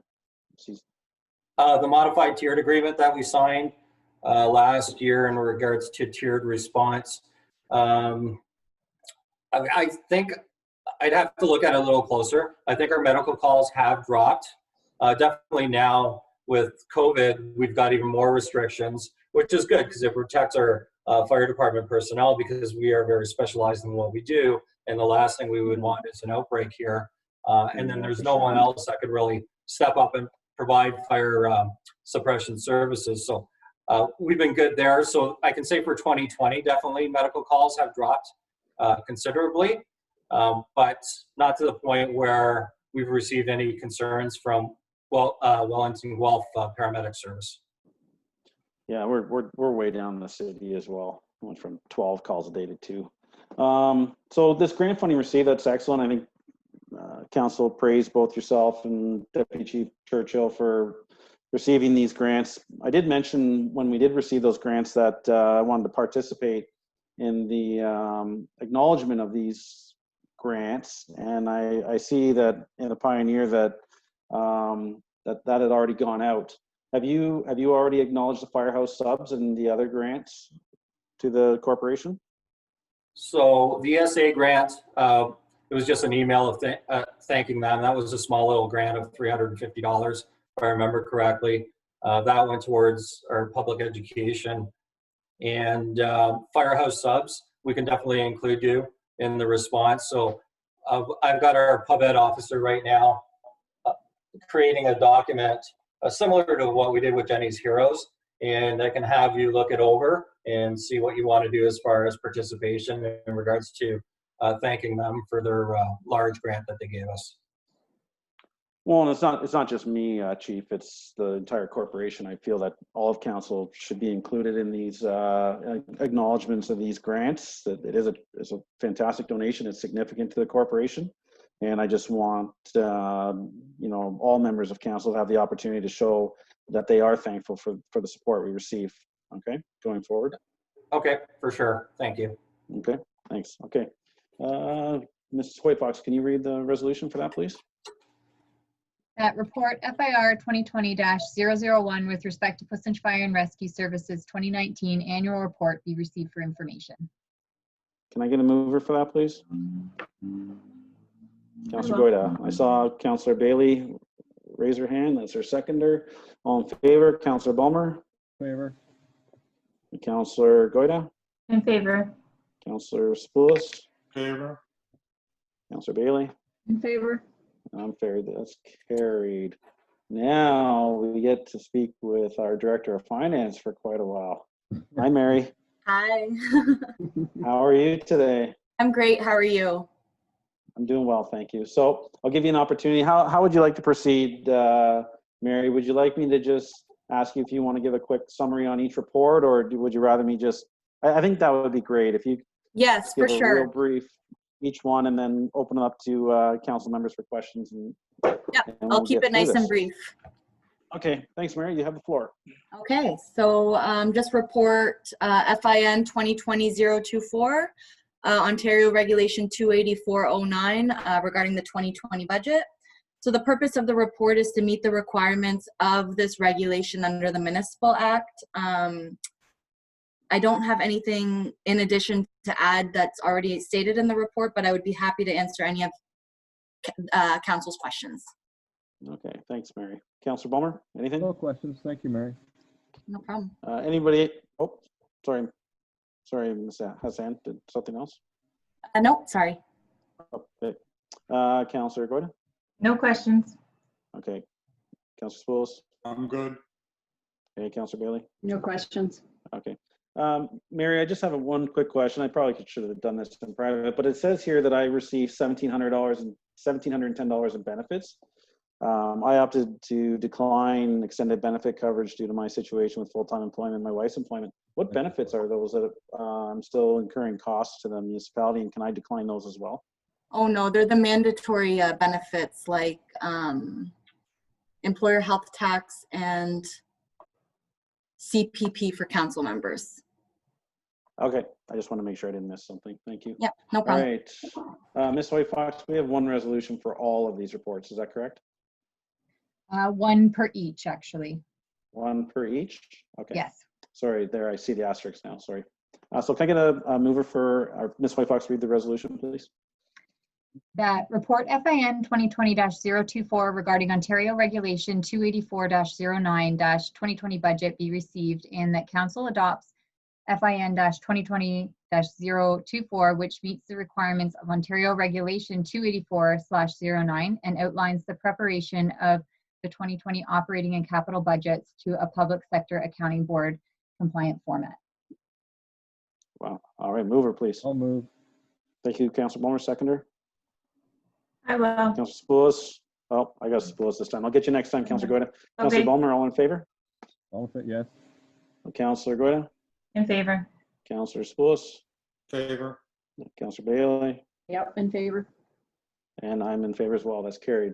Ms. Hassan, if you want to go on to the next one, please. Yeah, so this is report FIN 2020-025 regarding the remuneration and expenses paid to members of councils and others for the year 2019. And the purpose of this report is to meet the requirements of Section 284(1) of the Municipal Act. I have nothing in addition to add that's already stated in the report, but I'd be happy to answer any questions from council. Raise your hand if you have a question. Matthew Ballmer, Councilor Ballmer, do you have one? questions. Perfect. Can I get the resolution read, please, Ms. White Fox? That report FIN 2020-025 regarding the remuneration and expenses paid to members of council and others 2019 be received, and that the remuneration and expenses paid to members of council and others during the year 2019 be posted on the township's website. Thank you. And a mover, Councilor Goida. Sure. Okay, seconder, please. Councilor Bailey, all in favor. Councilor Ballmer. Yes, and I think Councillor Sepulveda should be commended for his frugality. Councilor Councillor Spoulos. Sepulveda. Thank you. In favor, Councilor Spoulos. Yes. Okay, Councilor Bailey. In favor. I'm in favor as well. That's carried. Again, Ms. Hassan, it's yours. Sure. Report FIN 2020-026 regarding the treasurer's investment report.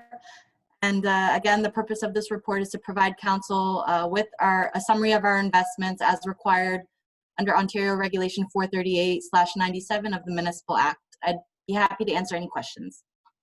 Raise your hand if you have any. It's a little quicker than asking each one individually. Councilor Ballmer, are you okay? Yeah, no questions. Mary writes a Okay, good can I report. get a, she does an excellent job. Can I get a mover for that, please? Somebody, raise a hand. Councilor Spoulos, seconder. Don't be shy. Councilor Goida, we have to do it. All in favor, Councilor Ballmer. Favor. All right, Councilor Goida, In favor. Councilor Spoulos, In favor. Councilor Bailey. In favor. Excellent, that's carried. Next. So the next report is FIN 2020-027 regarding the 2019 annual building permit report as required under the Building Code Act. I'd be happy to answer any questions. Thank you. Anybody have any questions? Just raise your hand. No, No? Okay, can I get a mover for that, please? I'll move. Thank you, Councilor Ballmer, seconded by Councilor Spoulos. All in favor, Councilor Ballmer? In favor. Okay, Councilor Goida, In favor. Councilor Spoulos, In favor. Councilor Bailey? In favor. It's carried. Thank you. Doing a great job, Mary. Carry on. Thanks. So the next report is FIN 2020-028 regarding our lease financing agreement summary report for 2019 as required under Ontario Regulation 653/05 of the Municipal Act, and I'd be happy to answer any questions. All right, any questions on our lease agreements? No, I'll get a mover for that, please. Councilor Spoulos, Councilor Goida, all in favor, Councilor Ballmer, Favor. Councilor Goida, In favor. Councilor Spoulos, Favor. Counselor Bailey, In favor? and that's carried as well. So report FIN 2020-02, oh, sorry, I guess Ms. White Fox, I don't know which council resolution we didn't read. Oh, sorry, 2.5 or 2.8. Sorry, I'll just read Ms. that. White. I did capture the mover and seconder for it. That report FIN 2020-028 regarding the 2019 lease financing agreement summary report be received, and that council accepts the treasurer's statement that all lease financing agreements are non-material and have been made in accordance with the township's lease financing agreement policy as outlined in Schedule B to report FIN 2020-028. Do you want me to do a new mover and seconder on that, I'll move. Glenn? Yeah, That I'll should do be it. fine. It should be fine? Okay. Yeah, as Do we long as the net- people who moved it and seconded it are still okay with it, that's fine. If you're still comfortable with that. Did we Okay. miss any other ones? I was trying to speed us along there. I miss any other ones, Ms. White Fox? I think the only other one that we may have skipped over is the 026. Okay, you want to read Yeah. it? I'm sorry, guys. I was trying to make it more efficient. I goofed it up. That report No, no. FIN 2020-026 regarding the treasurer's investment report for 2019 be received, and that council accepts the treasurer's statement that based on the information supplied by Canaccord Genuity Wealth Management, the cash and temporary investments held by the Township of Puslinch during the calendar year 2019 were all prescribed in accordance with Section 418 of the Municipal Act 2001 and were all eligible as outlined in Ontario Regulation 438-97, and that all related transactions in 2019 comply with the investment policies and goals adopted by the Township on August 13th, 2014, and that no changes have been made to the policy at this time. Who would you have as a mover and a seconder for that, Ms. White Fox? Councillor Sapoulis moved and Councillor Goida second. Still comfortable? Yep. Nod your head? Yep. Okay, good. All right. So, Mary, do you remember where we were? I think we were on number 9.2.6. Okay. Okay, so this is report FIN 2020-029, and it's in order to comply with the requirements under Ontario Regulation 65305 of the Municipal Act. Thank you. Any questions for Ms. Hassan? Matthew, you good? No questions. Okay, Ms. White Fox, if you can read that resolution, please. That report FIN 2020-029 regarding the 2019 commodity price hedging agreements be received, and that council accepts the treasurer's statement that based on the information supplied by Local Authority Services, LAS, all commodity price hedging agreements are consistent with the township statement of policies and goals related to the use of financial agreements to address commodity pricing and costs as outlined in Schedule B to report FIN 2020-029. Thank you. Can I get a mover for that, please? Councillor Bailey, seconder, Councillor Spoulis, all in favor. Councillor Bulmer, In favor? Councillor Goida, In favor. Councillor Spoulis, Favor. Councillor Bailey, In favor? and that's carried. I'm in favor. Okay, next, Ms. Hassan. So this is report FIN 2020-030 regarding cancellation, reduction, or refund of taxes through sections 357 and 358 of the Municipal Act. And so it provides a summary of what's recommended to be adjusted based on applications received and based on MPAC's recommendation. Okay, any questions for Ms. Hassan? No, seeing none. Ms. White Fox, can you read the resolution, please? That report FIN 2020-030 regarding the cancellation, reduction, or refund of taxes through sections 357 and 358 be received, and that council authorizes the treasurer through sections 357 and 358 of the Municipal Act to process a cancellation, reduction, or refunds of property taxes for certain properties in the amount of $4,721.74 for the years of 2018 to 2020, inclusive as outlined in Schedule A. Okay, thank you. Can I get a mover for that, please? Councillor Spoulis, seconder. Councillor Bailey, all in favor. Councillor Bulmer, In favor? Councillor Goida, In favor. Councillor Spoulis, Favor. Councillor Bailey. In favor? I'm in favor. That's carried. One more, Ms. Hassan. So This is just report FIN 2020-031 regarding the 2020 budget and requests for funding for additional projects. A few of the items in here were approved by council at previous meetings. This report is just outlining how we propose to fund these additional items that were not included as part of the 2020 approved budget. I'd be happy to answer any questions from council. Thank you. Councillor Ballmer, any questions? No, but I would like to thank staff for preparing this, Mary. It's very important. It's, you know, it's easy for members of council. We all do it sometimes.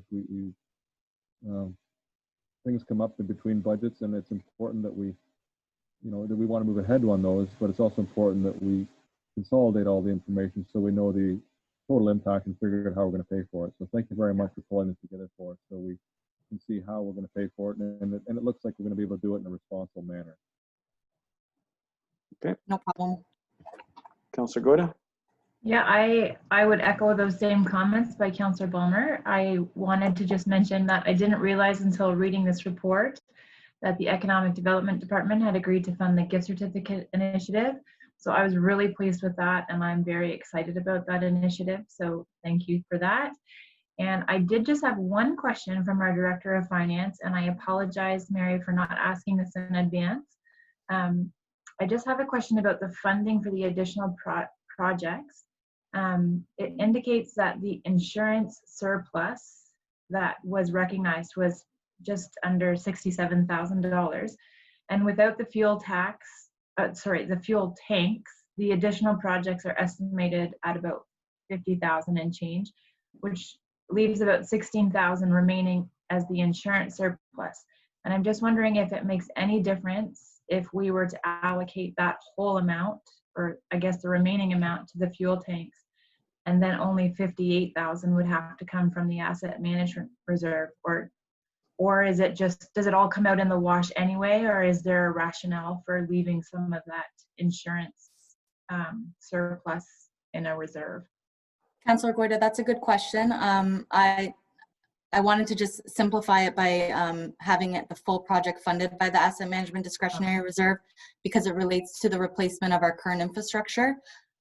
However, as you may recall, once we determine what our 2020 surplus is and that additional amount that you indicated as per the insurance accounts, our previous practice was that our surplus gets allocated to our Asset Management Discretionary Reserve. So you are correct. This goes back. Yes.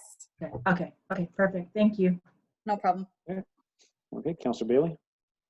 Nope, no questions. Okay, thank you. Yeah, I was quite pleased to see that the Economic Development Committee of the county is supporting that gift certificate program, so that's great news. Great work being done by all, and Mary, thank you for all these reports and all the hard work you've been doing. We appreciate it. Okay. Thank you very much, everyone. Yeah, Ms. Whitefox, can you read the resolutions, please? Report FIN 2020-031 regarding 2020 budget funding for additional projects be received, and that council approve funding in the estimated amount of $50,615 for the following additional projects to be funded from the operating surplus in the township's insurance accounts. A, organization review, $10,000. B, broadband strategy, $25,000. C, fiber internet, $9,000. And D, community engagement software, $6,615, and that council approved funding in the estimated amount of $74,500 for the works associated with the underground fuel tanks to be funded by the Asset Management Discretionary Reserve. Thank you. Can I get a mover for that, please? Councillor Spoulos, seconder. Councillor Goyda, all in favor. Councillor Ballmer? In favor. Councillor Goyda? In favor. Councillor Spoulos? Favor. Councillor Bailey? In favor. I'm in favor. That's carried. Now we're on to report ADM bylaw. Is Blair here with us, or is this just Mr. CEO? Is he joining us, or is this just for information for council?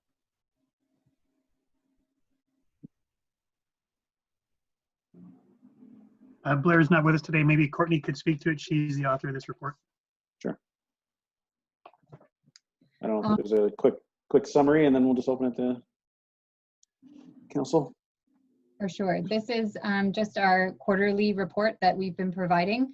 So this is for the second quarter of this year, just showing the amount of complaints that we've received to date for, or I guess until June, the end of June, for the 2020 year.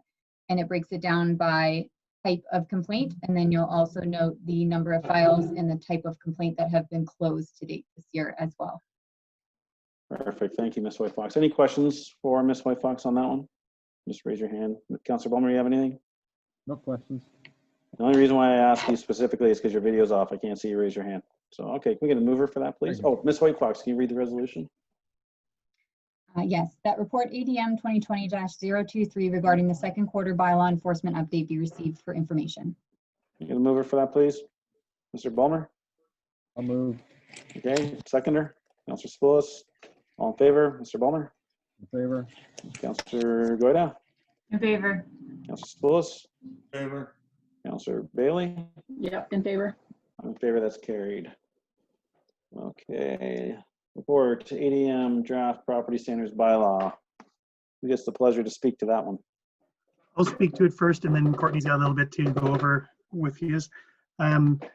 We issued the draft for bylaw with the agenda package. We've received a few questions regarding a few specific items, so we did our best to try and get those addressed. And I think we've got agreement with how the proposed revisions have addressed those concerns. And our intent is to still be able to move forward, but we want to just do some further double checking with the proposed amendments to make sure that they don't have any unintended consequences, and that it will achieve what we're all hoping that it will achieve. So our approach for today is going to be, if council is in agreement with the changes that the deputy clerk's about to read to you, if you're in agreement with that and the rest of the bylaw as presented, that we would give, council would give first and second reading today. And we would do our final review before the next meeting, and then it would come back to council on the 12th for the third and final reading.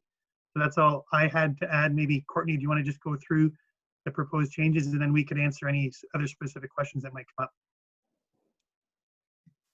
For sure. So I'm just going to read some of the additional proposed changes that were made over the last few days based on some questions that were received. So the first section is section 4.1, the exterior property area, part of the bylaw. So the first change is that we've removed the wording "kept in a neat and tidy condition" from the title of section 4.1, exterior property areas. So it will simply read, exterior property areas shall be free from, and then the list goes from there.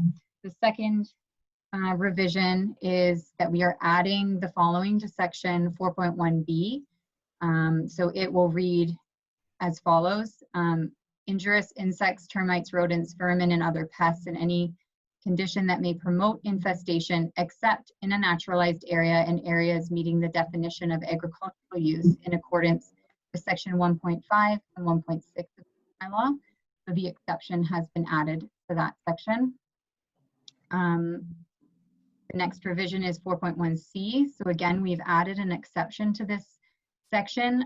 So it will read, excessive growth of weeds and grass exceeding 12 inches in height, except in a naturalized area and areas meeting the definition of agricultural use in accordance with section 1.5 and 1.6 of this bylaw. Section 4.1d was also revised, and we've added the phrase "for abutting landowners" at the end of section D. So it will read, dead, decayed, or damaged trees or other natural growth and the branches and limbs thereof which create an unsafe condition for abutting landowners. And finally, for that section, section 4.1i, it will now read as follows: stagnant water except in naturalized areas. So again, we've added an exception there where stagnant water won't be a violation to the bylaw in a naturalized area. The second portion of the revisions has to do with our definition section of the bylaw. So we have amended the definition of rental unit. So it will now read, rental unit means a dwelling unit used or intended to be used for residential tenancy.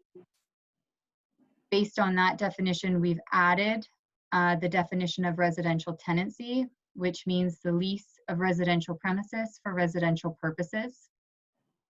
And the final definition and final revision that we've done is the definition of yard, which means the land within the boundary lines of a property not occupied by a principal building in residential zones, and means the required yard as defined in the zoning bylaw for all zones. And that is the end of the revisions that we've made based on the comments we received. Thank you. Councillor Ballmer. Thank you, Mr. Chair, and thank you, staff. I commend staff for their dogged persistence in wanting to make this right. I think it's important that this reflects the values of council and the values of the community. A lot of our residents have invested a lot of their time and effort into protecting and preserving the natural features in their property across the moraine or in their heritage features on their individual properties. And so I think it's important that those natural features and the functions they perform are not, regulated out of existence through a property standards bylaw. So I'm really pleased to see that those natural features and functions will not be subject to management or regulation by a property standards bylaw. That doesn't mean that you can throw your garbage in there or fill them up with junky cars. It just means that they're allowed to exist and perform their function as designed. So I really appreciate that. I also appreciate the work that went into item D regarding trees. I think that's a very clever and valuable change to that, because what we're talking about now is that trees that create a problem adjacent to a road can now be addressed. And I think that's very important.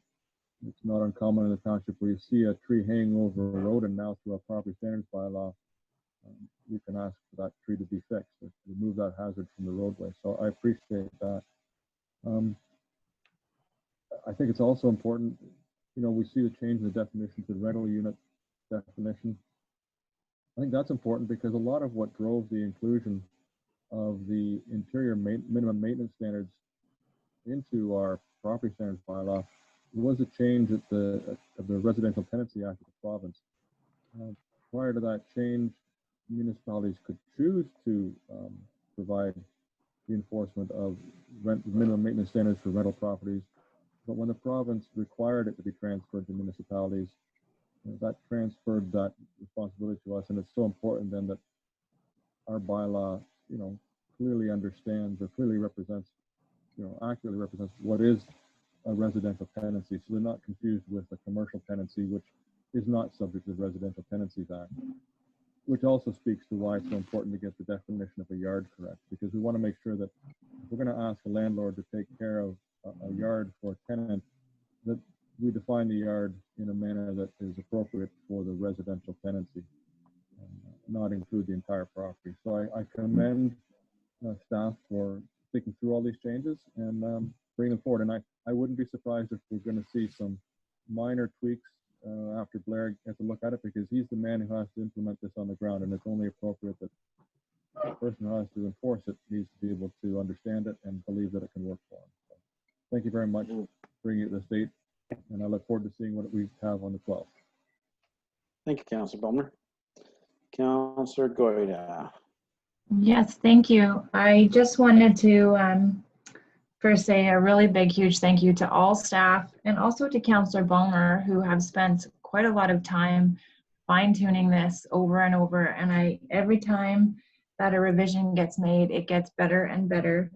And so I'm much happier with much of the information in here, and I'm really happy to see the letter from the Wellington Federation of Agriculture, as it addresses some items that I would have for sure not thought of myself.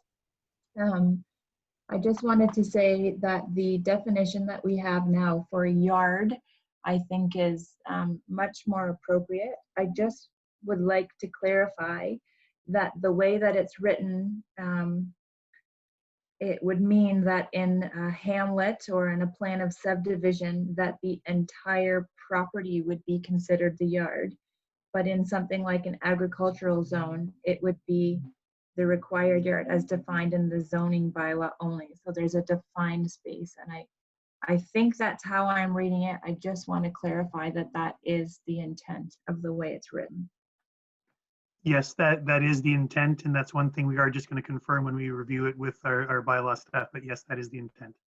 Okay, I think that's a much more, that really defines the space, and I think that will make enforcement of this much easier and much more clear to understand and to explain. So once again, thank you to all for all the hard work on that.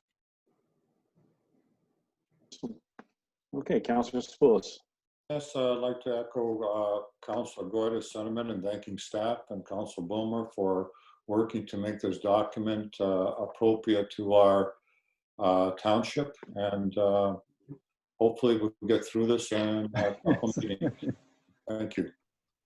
Okay, I help too. Councillor Bailey. No, I just had one question, and I think the best way is just through an example. I had noticed through the media that there's something called No Mow May, where they're trying to encourage, leave your grass long, allow. Can I intersect for a sec? Can you shut your video off, please? Yeah, sorry. I believe we get better audio when everyone else start. There you go. Thank you. It's just an example, but there's something called No Mow May, where they're trying to keep grass long on purpose in the early spring for birds and bees and butterflies and things for instant nourishment. So if you do that temporarily, is that just automatically considered a naturalized area? Or is it just part of the yard and it's being maintained in a long form for the month of May? So I guess if I get this, oh, sorry. Go ahead. That's a specific thing I'd want to take a look at, Councillor Bailey, just to make sure how we would address that. That's a good point. We will look into that. Okay, just along those lines of no mow zones. So that's kind of the newest thing. I know that Aberfoyle School has a no mow zone, and of course the grass is going to be taller, or the plants or whatever's in there is longer than 12 inches. So I know people in the community that have no mow zones in their yard. I'm just wanting to make sure that we're allowing that as well. Yeah, we'll take a look at that. The balance that we have to do there is to then not create a situation where someone says, oh, well, my entire property is a naturalized area and it's no mow millennium, right? That kind of thing. We just got to make sure that there's a balance there, but we'll look into that and have a response at the next meeting for you. Thank you. Thanks for all the work. All right, great job by staff. Appreciate plugging away right to the 9th hour there before the council meeting to get it, squared away. So thank you so much for putting up with our constant request for revisions. Ms. Whitebox, if you could read that resolution, please. That report ADM 2020-024 regarding the property standards bylaw be received, and that the draft bylaw be taken as read a first and second time, and that a third and final reading take place at the August 12th, 2020 council meeting. Perfect. You're going to move it for that, please? It should be appropriate. Councillor Bulmer, you're going to move that. Okay, I'll move that with, yeah, sure. Thank you. Seconder? Need a seconder? Councillor Goyda, all in favor? Councillor Bulmer? Okay, just one question, if I could. Sure. In that motion, I didn't hear that the draft with the proposed amendments. Is that in the motion, that the draft presented with the proposed amendments that were read out? That's a technical question. Mr. CAO, is it inclusive of the amendments provided right before the council meeting? That's my understanding, yes. But I don't remember if I heard it in the motion. Courtney, could you review the motion? So if I add that the report regarding the proposed property standards bylaw, including the amendments, be received, will that satisfy? Yep. Okay. And the amendments be reflected or whatever. Let's make sure they're included. Thanks. They'll be included. They'll be there in the third reading. I promise. Okay, mover, Councillor Bulmer. Yes, I move, and that's the end of my questions. Thank you. Thank you. Seconder, please. Yeah, I will. We got a Councillor Goida. All in favor, Councillor Bulmer. In favor? Councillor Spoulos.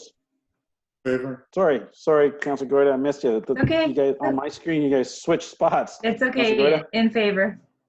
and Councillor Bailey. In favor. All right, I'm in favor. Carried. All right, we have our COVID-19 update. Mr. CAO, did you want to give a summary of that? Sure, this is just a update to try and keep council as informed as we can with the continuously moving targets that we've got in regulatory situation. This was current as of the information that we had when we wrote the report last week. As you know, the province has moved to another stage, and there were some discussions that came out as well of the county-wide call last week. So the CAOs, we actually have a meeting scheduled for tomorrow to go through this and come up with some responses to how we incorporate the latest regulatory changes and latest recommendations into municipal operations going forward. But it's basically just a snapshot of where things are at in terms of all the services we provide. The large table there provides you an update of all those. And we don't have any set time frames for changes yet, but hopefully after tomorrow we'll have some more information that I can share with you at that point. Thank you. Can I get a councillor to turn on video, please? I want to ensure that we have quorum. Yeah, We're hold down on. to two videos. Hold on. There, okay, just thank you. Okay. All right, so any questions for our CAO on that one? Raise your hands. Oh, Councillor Bulmer. One, I'd like to thank staff for breaking out the that large table of services and operations with the tentative schedule for reopening. It was very helpful to be able to read it in a spreadsheet as opposed to trying to read it for me in a Word document. So thank you very much. I appreciated that. Okay. Any further questions or comments? No? Okay. Can Ms. Whitefox read the resolution, please? That report ADM-2020-026 entitled COVID-19 Update be received for information. Thank you. Can I get a mover for that, please? Councillor Bailey, seconded by Councillor Sapoulis. All in favor. Councillor Bulmer. In favor? Councillor Goida. In favor. Councillor Sapoulis. Favor?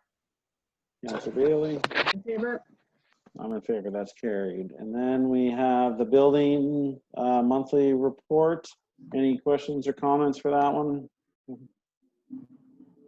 I'm not seeing any. Ms. Whitefox, if you can read that resolution, please.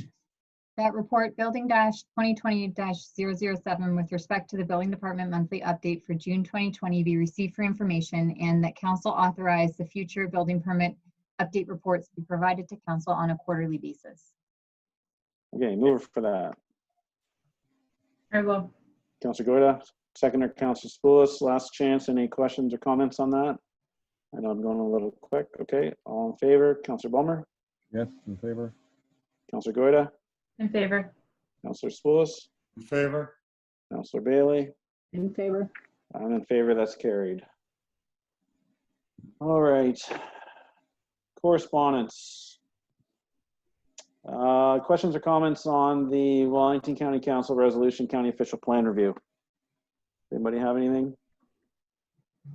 Only thing I want to say is that we need to keep our pulse on this. This is going to dictate growth in Puslinch, and even with these new proposed changes from the place to grow, I'm getting a little more confused as to what the growth will be in Puslinch and where it'll be assigned, but I'm going to reach out to Otto Salas at the county and try to get brought up to speed. There's a lot of things changing with our government trying to do COVID-19 recovery and provide economic employment lands, and I want to take advantage of it.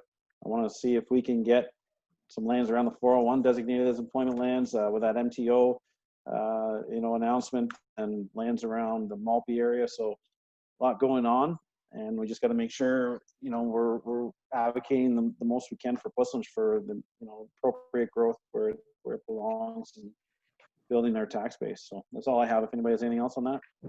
No? Okay. And then we have Hospice Wellington Rural Community Program. Oh, wait, hold on. we need a the resolution. Sorry. Yep. Got a resolution. Ms. White Fox. That the County of Wellington Council Resolution County Official Plan Review 2 be received for information. Thank you. Need a mover, please. Councilor Spillis, seconder. Sure. Councilor Goida, all in favor. Councilor Bulmer. Favor. All right, Councilor Goida. In favor. Councilor Spillis. In favor? Councilor Bailey. In favor? I'm in favor. That's carried. All right. Any questions or comments on the media release Hospice Wellington Rural Community Programs? Ms. White Fox, you want to read the resolution, please? That the media release Hospice Wellington and Rural Community Programs be received for information. Thank you. Can I get a mover for that, please? I'll move. And a seconder? Yep. Councilor Bailey, all in favor. Councilor Bulmer. In favor. Councilor Goida. In favor. Councilor Spillis. Favor? Councilor Bailey. In favor? And I'm in favor. That's carried. All right. We don't have anyone here to give us a summary on this Watson and Associates Places to Grow white paper, do we, Mr. CEO? Any Sorry, questions or no, we do comments? not. All right. Any questions or comments for the CAO on that one? Councilor Spillis. Yes, I understand. I understand that the county will be holding a special meeting on July the 23rd with respect to their comments on this. Would it be possible that their comments be circulated to us? And if we have any verbal comments on their proposal, that the mayor and the CAO forward those as well to the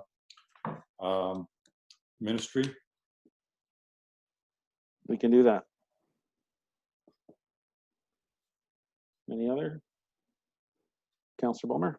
Yeah, thank you. Just one, it is interesting to note that Watson Associates did identify that the province will require additional study of these numbers since they do not take into consideration the capacity for municipalities to service these, either through drinking water or wastewater servicing. Mm-hmm. So, you know, that's a difficult, a huge assumption to make that that all these municipalities can accept all of this growth. So it's only reasonable to expect that there may be some amendments to these down the road that happened in the previous places to grow as well. The numbers were assigned without that understanding, and then there was a lot of horse trading that had to go on between the county and the city of Guelph and other municipalities based on whether they could actually realistically service that growth. That's right. Okay. Thank you. Anybody else? No. Okay, Ms. White Fox, want to read the resolution? And do you, Councilor Spillis, do you want it added into the resolution that the county comments be, circulated and submitted? Or are you comfortable just with the CAO taking that direction? I'll ask the CAO if it's required. If it's not, then I won't put it forward.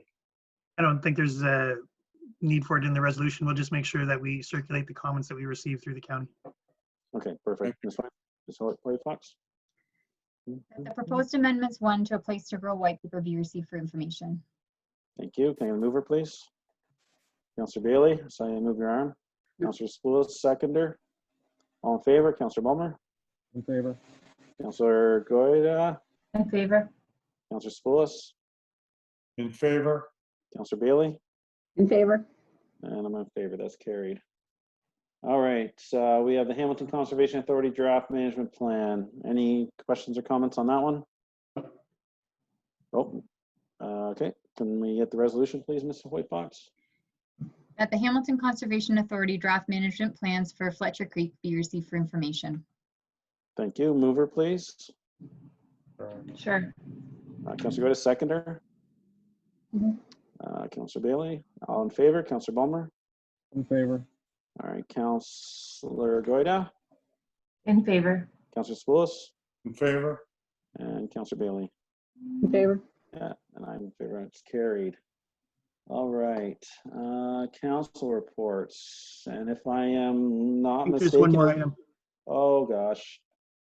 Yes, Water Quality Management Framework, ERO. Any questions or comments on that one? Oh, this one's important. This is a big one. Yeah, Okay. Yeah. All right, we'll do it in order. Councillor Bummer. thank you, Mr. Chair. And I think I'd like to start by thanking Councilor Sakoulas. I believe I saw his fingerprints on the chart that you were provided.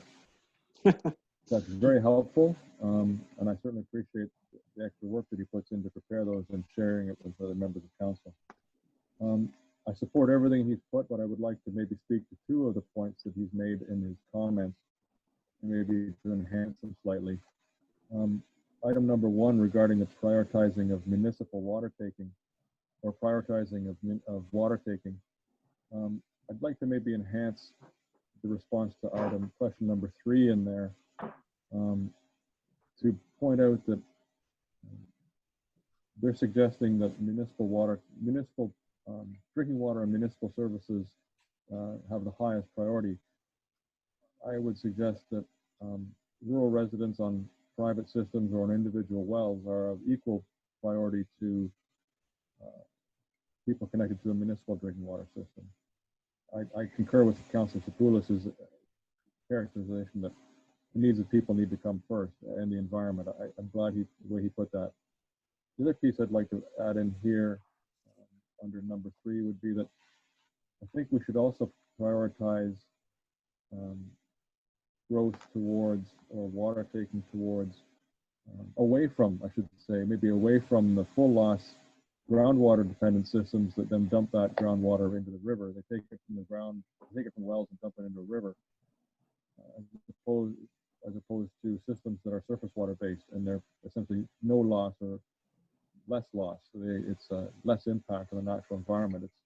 They put back in pretty much what they take out. Those are two if Councilor Sakoulas would be supportive of, I'd like to see added to that first point on prioritizing taking. Okay. Councillor Sakoulas. I'm fine. I agree that municipal water and private well water taking should be in unison. I think that's a good point you're making. And I accept your second point as well. I'm good as well. Thank you. The other piece I'd like to talk about would be regarding the willing host piece for water bottlers.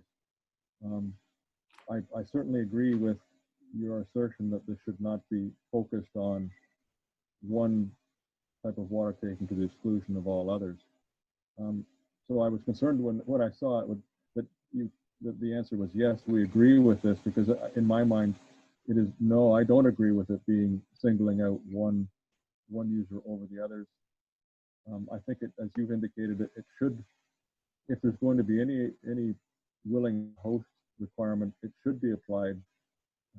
It should not differentiate on the use. As we heard a couple of years ago, we had a representative from the Ministry of Environment come, and as they very clearly indicated, the Ministry of Environment does not regulate use. Their interest is the natural impact of the water taking. And we have a process in the municipal sector to determine the appropriateness of a land use. We determine if we're a willing host of a land use through the land use planning process. And I would suggest perhaps a better way to approach this would be that anybody who's applying for a permit to take water needs to provide a zoning compliance letter to indicate that the land they want to use, that they're approved to use this water for the purpose of which they're applying to take it.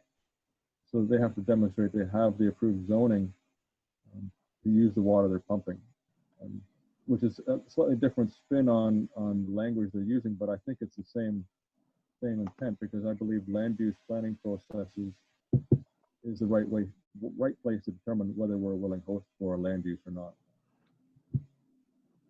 Okay. Thank you. You have a rebuttal to that, Councillor Sakoulas? Well, can the two be side by side? I don't see that they are mutually exclusive. I think they're compatible with each other. Yes, I would agree, Councillor Sakoulas. I don't think they're mutually exclusive. I'm just suggesting that the way we demonstrate that is through our zoning, and that's how the applicant for a water taking permit can demonstrate that they have a willing host is that they have achieved they have the zoning to support the use of the water.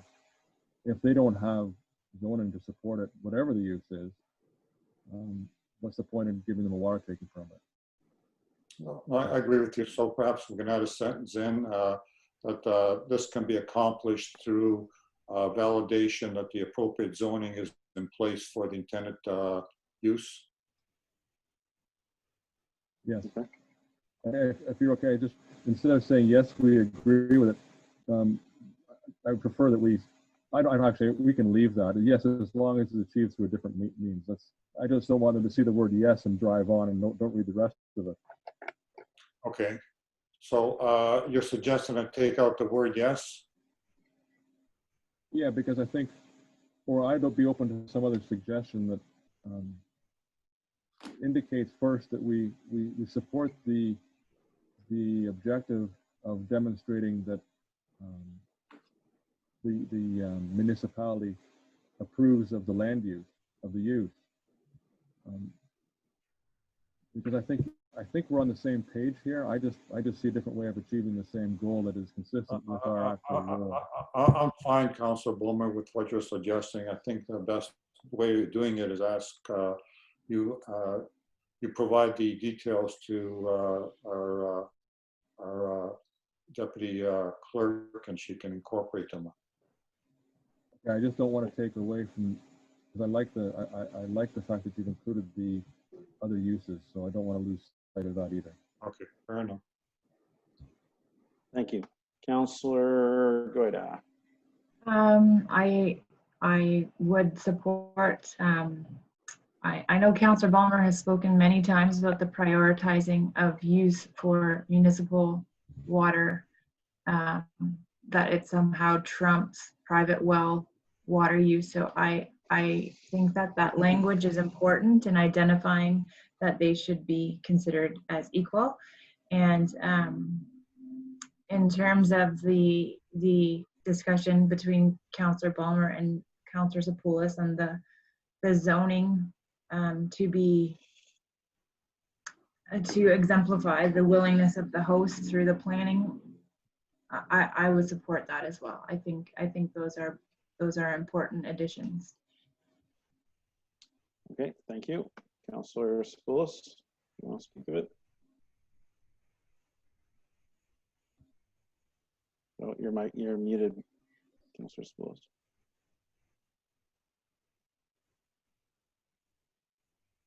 Councillor Sapoulis, you're muted.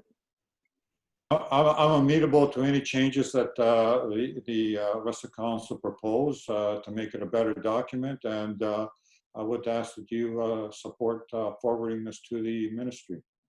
Which one? Environment?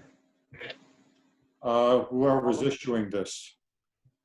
This one came from the environment, I believe. But I believe we're having some impact on some other industries, which might not be under the Ministry of Environment's purview. But Councillor Bailey. Yeah, I'm liking the wording that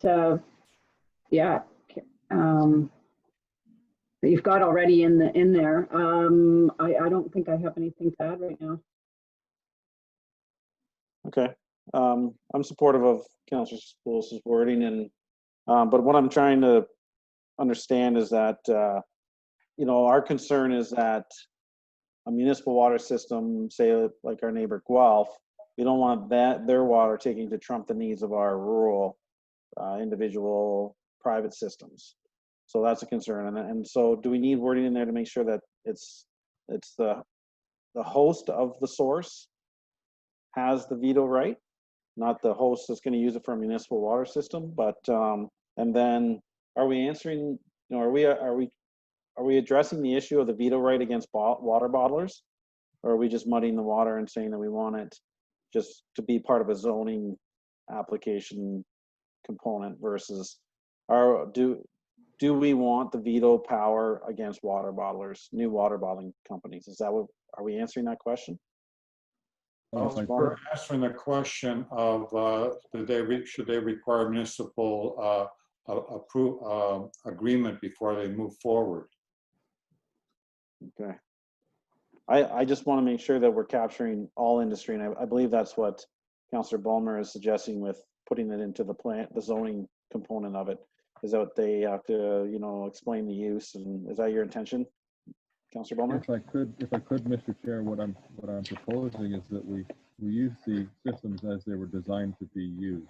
The land use planning process is to determine whether the land use is appropriate, and the permit take water process, then the municipality does, by providing zoning for a particular use, they're not giving up their right to comment on what the applicant then chooses to apply for as a permit to take water. They could get the zoning for a Coke bottling plant, and then go get a water taking permit that is higher than we believe is supportable. We still have our rights, as we've had before, we would have the opportunity to review it through that process.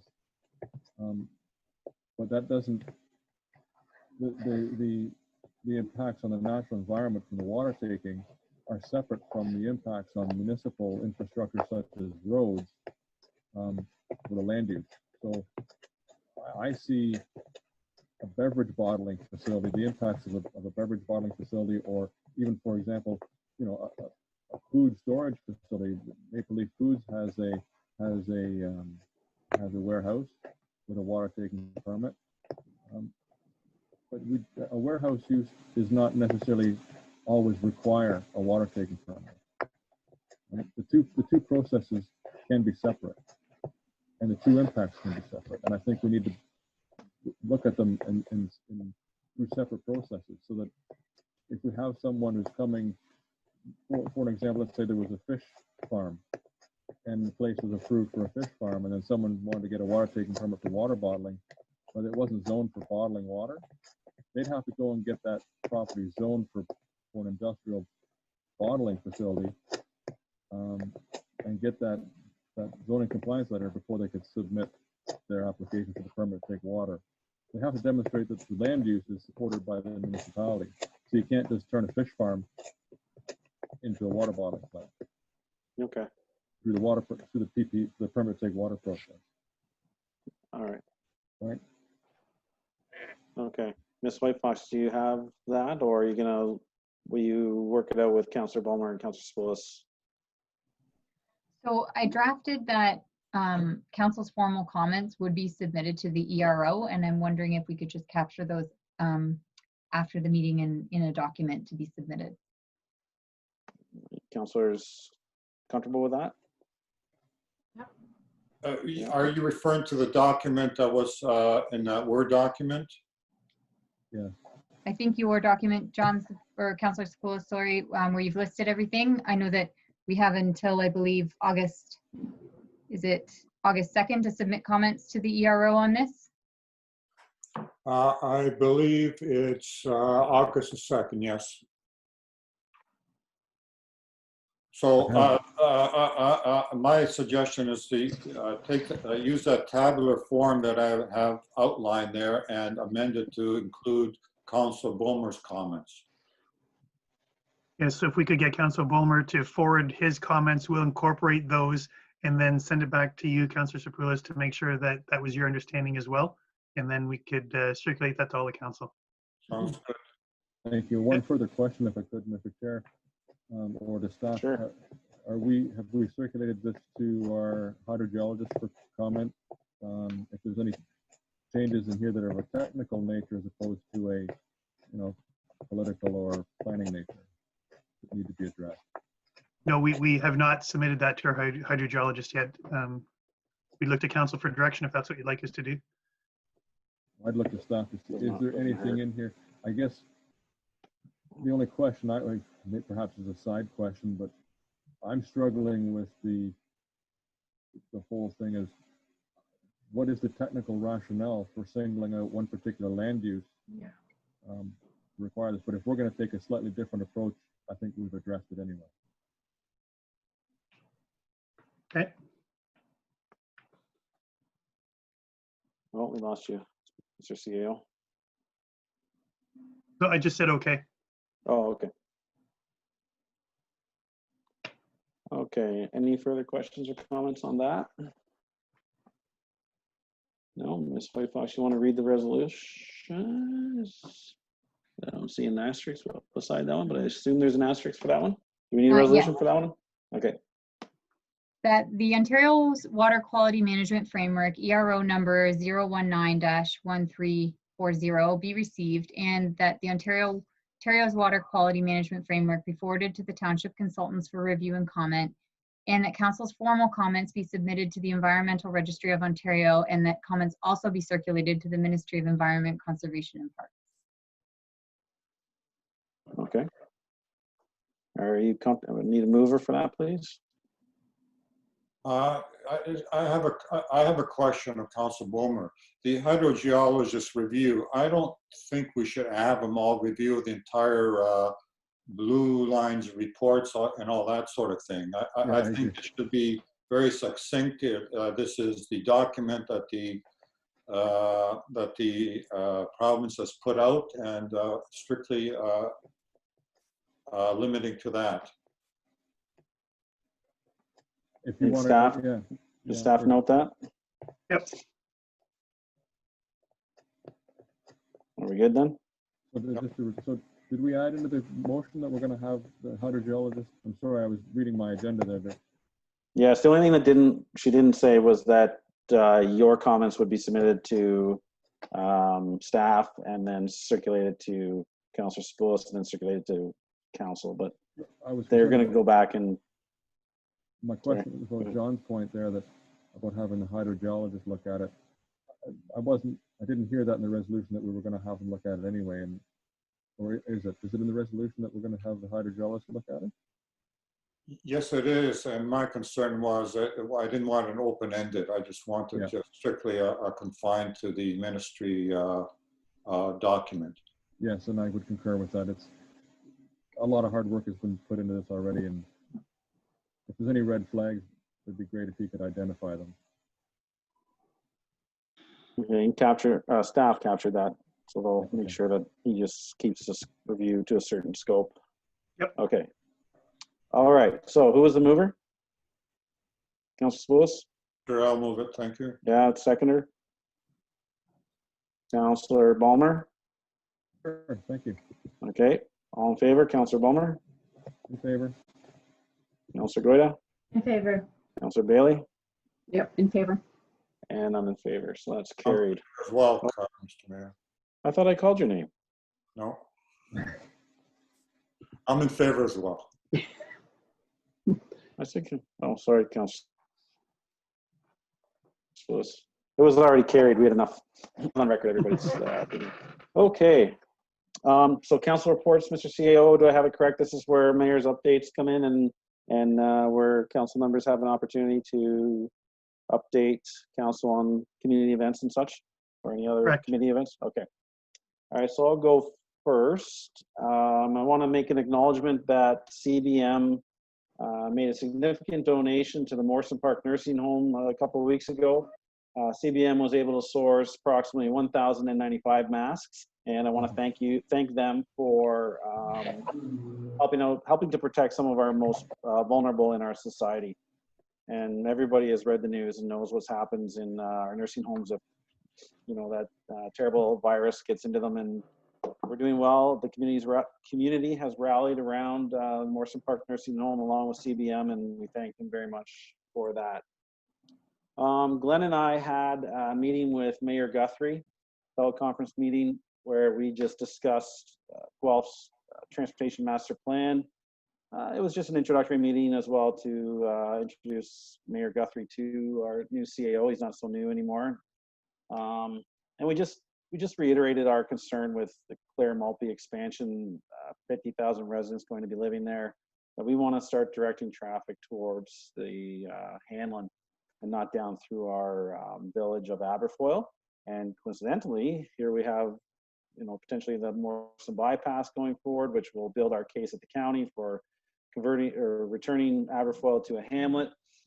Some of the discussion that I brought up with the mayor was that currently there's a truck traffic restriction from Clare Road north through the city, 7 p.m. to 7 a.m. Heavy truck traffic's restricted.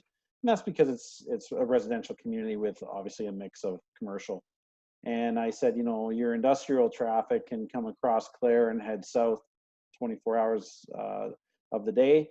I asked him if he would consider extending that truck prohibition south to Maltby Road. So truck traffic would no longer be allowed to commerce north past Maltby from 7 p.m. to 7 a.m. And that would hopefully push that industrial traffic to the Hanlon. And he was receptive of that. And I know there's some concerns with the intersection at Maltby, but currently it's signed a truck route. If you're driving north, there's a big truck symbol with a green that tells you either go left or go straight. So it's already identified as a truck route. But anyways, it's not the intent to push more traffic down Maltby. The intent is to push the traffic that would sneak down Brock Road and get onto the 401, hit Tim Hortons, or sorry, I shouldn't say hit Tim Hortons, but try to get it to the Hanlon where it deserves to be during the time where families are at home enjoying their dinner and things like that. So let's make sure. I believe that's all I have for the mayor's update. Obviously, we have the Highway 6 bypass, which is fantastic, but I'll open it up to council. You can either question me or give an update. I'll just go through the regular order, Councilor Spillis. I have a question for you with respect to the AMO conference. Sure. Go ahead. Yes, we finalized the attendees, and do we know which delegations we can make?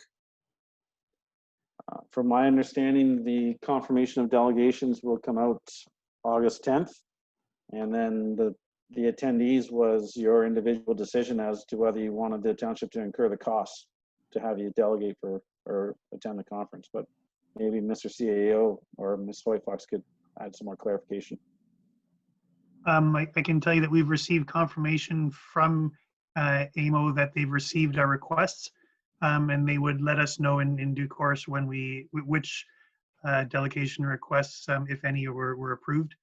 I believe we've heard back from everyone on council, or almost everyone on council, that they felt that due to the costs that it would just be the mayor and myself participating in those delegations. I believe I heard from everybody. If I'm misspeaking here, maybe you could let me know, but I believe I heard from everybody. Yeah, it's disappointing, Councillor Spillis, the significant cost to attend virtually. I see both sides of it. I'm sure AMO incurred costs to try to host a conference and it's canceled. So I appreciate council's concerns on, you know, our residents' tax money. You see the value in it and you don't want to, you know, not waste it, but you got to get good value for your money, right? And a couple meetings over a computer was very, very expensive. So anything further, Councillor Spillis? Not of you. Okay, thank you. Councillor Bowman? Thank you, Mr. Chair. Thank you for speaking to Mayor Guthrie regarding truck traffic concerns on Brock Road. It's always important to keep those conversations over the fence open. I think that's a good idea. It's also important to talk about truck traffic through Aberfoyle at this time when we have the bridge out on concession 7.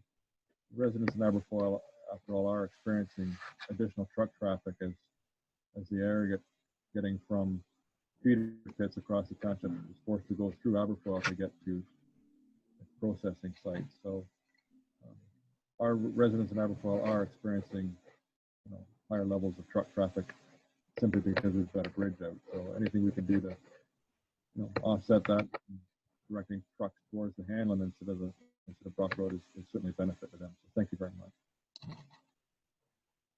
Thank you. Councillor Goyda? I echo those same sentiments, but I have no new business. Okay, Councillor Spillis? Yes, I have 2 items. We had our PDAC meeting virtually yesterday, last night. It went well, and I thank our deputy clerk and our secretary treasurer of the, as well as our CEO, of course, of all the preliminary work they did to make sure it came out without a hitch. We had a lengthy agenda, and we got through it very quickly. So thank you very much to staff. Second item is our internet, Pilsen High-Speed Committee Internet met last Thursday. At the same time, same day rather, the mayor sent an email advising the funding from the province is now open, and our committee is busy looking at that application. And at our meeting, we offered our assistance to the CAO and whatever forms necessary to help make the application a success. So what I'd like to do is, Mr. Mayor, is ask the CEO just to give us an update where he stands with respect to the consultant work and on the application. Okay, Mr. CEO. Sure. The work with the consultant and the University of Guelph is going extremely well.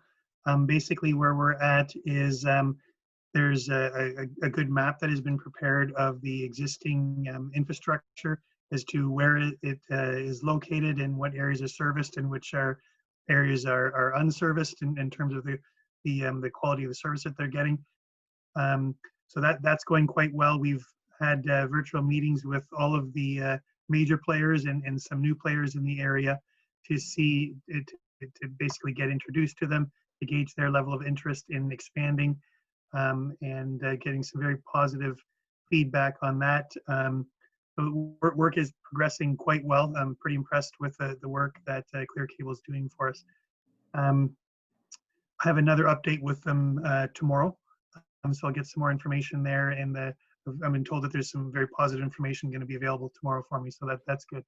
In terms of the funding announcement that came from the province, the details that they've released are that there's going to be 2 intakes. One is August 21st, the first intake, August 21st of 2020. So that doesn't leave a whole bunch of time at all. And we're not going to be in a position to have our whole plan put together yet for that one. But that's okay. That one, the intake closes on the 21st.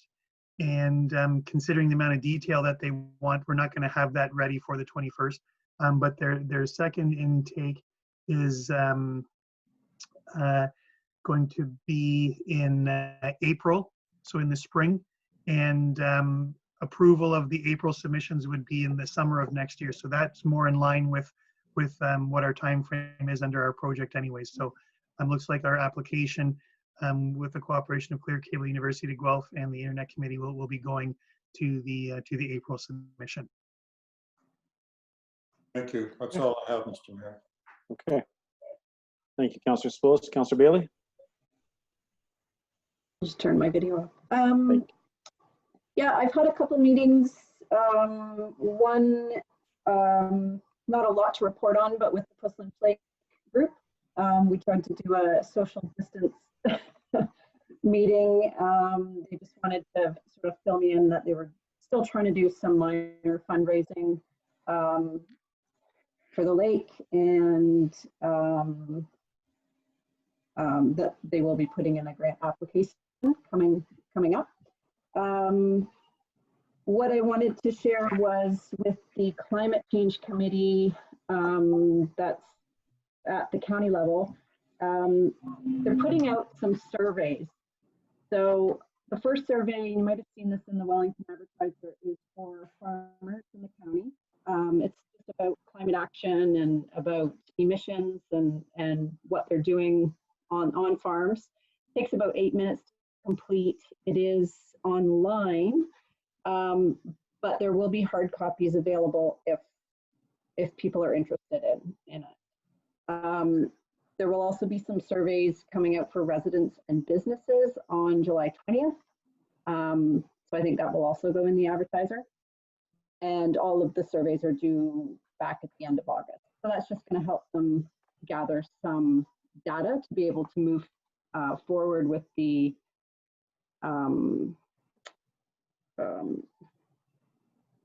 with the plan that they're putting in place for climate change. And that's about it for me. Excellent. So it's great that you mentioned Puslinch Lake. At that meeting, did they make any comments about difficulties with people using the boat launch and damage to property and not properly social distancing? Did that come up? It did not come up. I was actually, since yesterday or since this morning's news, I was actually going to maybe reach out to Art and just talk to him about what he's heard from their end over there. Okay, yeah, so for council's information, there was a Facebook post posted on the Voice of Puslinch, and the owners of the access to the lake have shut it down completely. And the rhetoric is that there was damage to their property, so it's a private lake.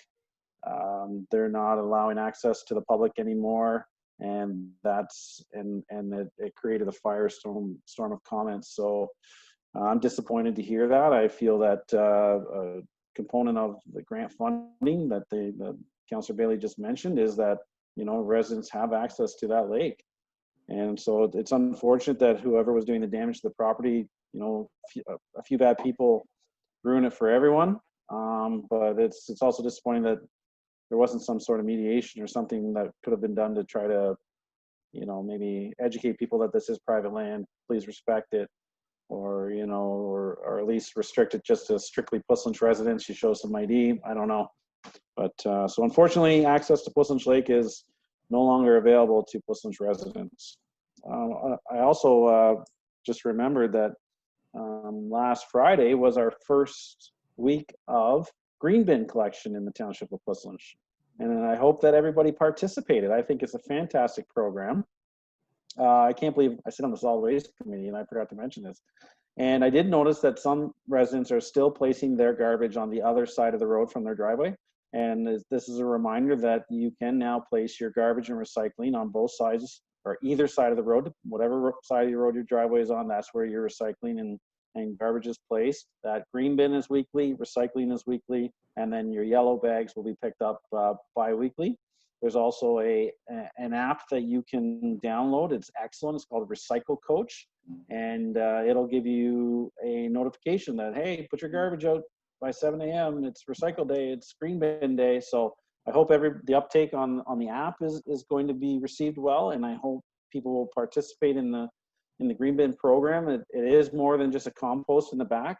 Doss at the county receives some calls. People are like, I'm not using my green bin. Don't bring it here. I have a composter. And then he'd have a conversation with them and he would educate them that there's a lot more that can go into our green bin than just a composter. So you could do them in conjunction. Your bones, things like that can go in your green bin. So excellent program. I'm very, very proud of the work the county has done in the solid waste committee on that. And again, I hope everybody enjoys using it. I'll take some questions if you have anything on what I just said. No? Okay. Actually, can I ask a question? Sure, Councillor Bailey. I had a resident asking me, I don't know if I've mentioned this before, just the compost that gets collected, is there opportunity for the public to purchase it once it's kind of broken down into a nice well, it goes to usable? Arthur. It goes to Arthur to Altry, and then I'm sure they make compost or something and they supply it. I'm not intimate in their business details, but I don't know if there's an opportunity to go to Arthur and buy your compost back or not, but maybe that's an option, but that's something you'll have to research, to be honest. Okay. Okay.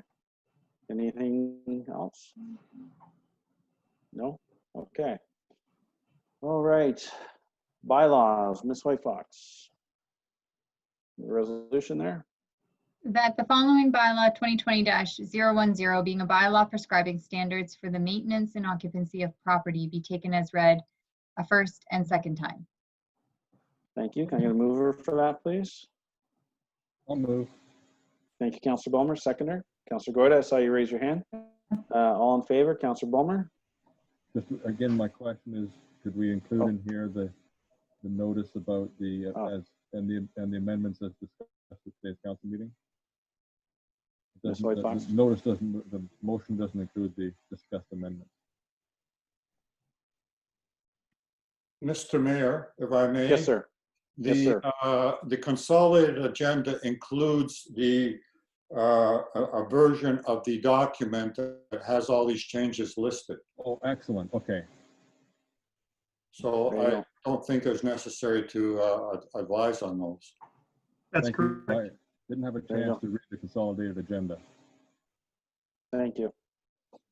Okay, In favor? in favor. Counselor, where'd you go? Now your screen moved In on. me. favor. Counselor Goyda. Counselor Spoulos. In favor? Counselor Bailey. In favor. Okay, that's carried. Thank you. All right, now we're gonna need a motion to go into closed session. Read that resolution, I guess, my motion. Mr. Mayor, Yes, sir. Now what? I have a question in terms of protocol. I noticed that there's, I believe, 6 participants who are probably waiting for this notice of motion to be discussed. I was wondering if that could be moved up, or is there a protocol that this has to be done after the closed session? Now let's do it now. Okay. You okay with that, Mr. CAO? Absolutely. Yeah, let's move it up. Sorry, I'm very linear, Counselor. So I just go boom, boom, boom, but thank you for bringing that to my attention. Yes, let's deal with the notice of motion. Counselor Spoulos, do you want to read your notice of motion? Okay. Sorry, I got a.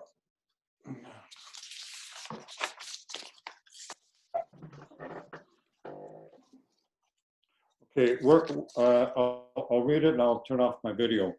Whereas noise from the operations Aberfoyle pit have been noticed to be occurring on Sundays and late at night over the past several months, whereas the noise has caused a noise complaint to be made to the MNRF by residents of Aberfoyle Mills, whereas the MNRF has advised the township that the licenses associated with this pit do not have any restrictions on hours of operation.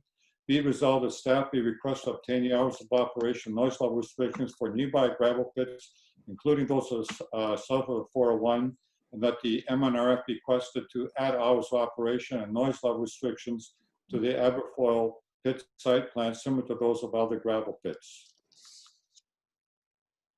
Okay, thank you, Counselor. Counselor Bulmer. Do you want to speak a bit of it more, Counselor Spoulos? Are you comfortable with what you read out at the delegation? I think I've outlined, when we discussed the deputant, I've outlined that it did occur on Sunday, and outlined that I did go on site, and that the noise was similar to a roller coaster climbing up a incline in a amusement park. So that's it, unless anybody has any questions. Further to that, I can embellish them at request. Counselor Bulmer. We need a mover and a seconder before we discuss. Oh, sorry, my gosh. All right. Okay, let's get a mover. Counselor Bulmer. I'll move it. Oh, Counselor Spoulos, okay, seconder. I'll second it. All right, Counselor Bailey, there we go. Now we're talking about it. Do you want to go first, Counselor Bulmer? No, Sure, I don't fine. mind. Just want to make sure we get this right. So, No, it's good. No, it's fine. um, Just a little different procedure, so it's got me a little Yep. off my game. no, and I completely understand what Councilor Spoulos is working away at here. I understand the concern. Noise is a difficult issue to deal with, and aggregates can be a complicated issue to deal with. My concern with the proposed resolution is that we're going to bypass speaking to the operator and go directly to the regulator with these concerns. When I look back at the approval of this subdivision, residential subdivision, everybody concerned was fully aware of the hours of operation, the municipality, the applicant, for both of these pits that are in Aberfoyle. And, despite all that, the subdivision was approved, without a hearing.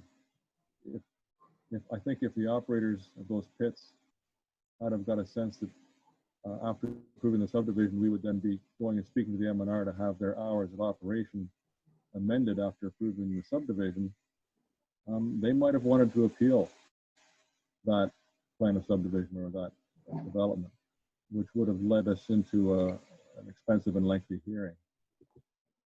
And you know, even if I think of this, if this was any other business, if it was a licensed patio, a noise complaint from a licensed patio at a restaurant, I believe our first response would likely be to approach the operator of that restaurant rather than to go to the AGCO, ask them to amend the liquor license for that restaurant. And I say that because I think this is more just a matter, beyond being just a matter of being respectful to these businesses, it's actually how the MNR expects complaints to be dealt with, is that they're taken to the operator first to determine, you know, what is the source of the problem. And typically when we're determining the source of a problem, or before we go to ministry with a problem, we typically will have some sort of a consultant's report as to what the nature of the problem is, what's causing the problem, and potential solutions. And in this case, we may have what appears to be the right solution in terms of changing the hours of operation, but we have nothing to indicate exactly what the problem is, or if the noise exceeds what would be considered acceptable noise levels in an industrial area. Because it's essentially, this is from Nestle's down through these all the way around to the industrial park, along Brock, on the east side on the west side of Brock Road and south of McLean, is our industrial park. So, you know, to address that, we probably need to hire an acoustical consultant to determine if the noise level that you've recorded actually is in violation of some permit or some license that these people are operating under. So I'm just, I guess that's the nature of my concerns about bypassing speaking to the operators and going straight to the regulator, because it wasn't that long ago when the mayor and I, with the previous CAO, had a good meeting with the OSSGS, OSSGA, and members of the local aggregate industry. And, you know, I thought those were productive conversations, they were respectful conversations, and I don't want to throw away that goodwill by bypassing the operators just on a complaint like this. It also, I guess, my final concern would be that if we do decide to bypass the operators and go straight to the regulator, it sort of sends a message to our staff and other businesses in our industrial park of how, you know, what our expectation is for treatment of our local businesses. I think each of them deserve to be spoken to prior to seeking some sort of remedy from the regulator. Thank you. Okay, thank you, Councillor Bomer. Councillor Bailey? Oh, right. Yeah, I'm just absorbing what Councillor Ballmer had said there. I hadn't kind of thought of it from that. Turn your video off, please. I think it'll help with your audio. Thank you. Yeah, I hadn't quite thought of it from that perspective. So thank you, Councillor Ballmer, for. I can come back to you if you prefer. I can give you a couple minutes. I'll let maybe John rebut Councillor Bomer's comments, and then I'll come back to you Sure. if you wish. Okay, Councillor Spoulos, did you want to rebut that, or? I'd like to make some comments. First of all, it's an operation that's occurring in the wee hours of the night, and it's occurring on a Sunday. I don't think there is any concern with the other industries associated with that. Certainly, if there was another industry causing that noise, we'd be after them in the same vein. I have difficulty with saying, well, they can do whatever they want whenever they want. Now, the manager of the site put in a statement that he's got a noise berm in there, and this activity is higher than the noise berm. So, in other words, the noise is emanating higher than the where the berm is located. So that, to me, is one red flag. I understand where Councillor Bomer is coming from with respect to let's meet with the operator, see what can be done. I'm willing to put in a first motion to suggest that we ask the CAO to meet with the operator to see what can be done to mitigate this noise so that it's either gone or does not occur during the critical hours when people are trying to sleep and not on a Sunday. So I'm willing to put that in ahead of the other two motions. Okay, I'll give you my take on it. I'm leaning towards Councillor Ballmer's, opinion on this. They're operating within their license. The delegation report from CBM does highlight it. There was one complaint from a resident. These operations were in place prior to the approval of the subdivision. I feel that the original resolution or motion is heavy-handed. I'm pretty critical of the aggregate industry, but I do believe that we are having constructive dialogue with them within the community. And I would prefer that myself and the CAO reach out to CBM and Dufferin and try to identify the source. And if there are some opportunities to mitigate the noise, whether it be a larger berm or maybe CBM would voluntarily do some acoustical investigation to see if it is surpassing their permitted allowance through their operation license. But to go directly to the MNRF, I believe that's a little bit harsh at this stage. I prefer to keep the dialogue in-house and build that relationship. Councillor Bailey? Yeah, I'm trying to think of some situations where something similar, but I do feel like trying to mitigate this just with some conversation as a first step would be a good idea. I think we do need confirmation maybe about what the actual noise is coming from and that it's not just something like a equipment malfunction sound or, I don't know, maybe there's a reason behind it that we're not clear about. I'm not sure. So I would support, and a first motion being trying to establish a communication with the operator. I have a procedural question for our CAO or Ms. Hoy Fox. Can this motion be amended or does it have to be voted on as it's written? How can we deal with that?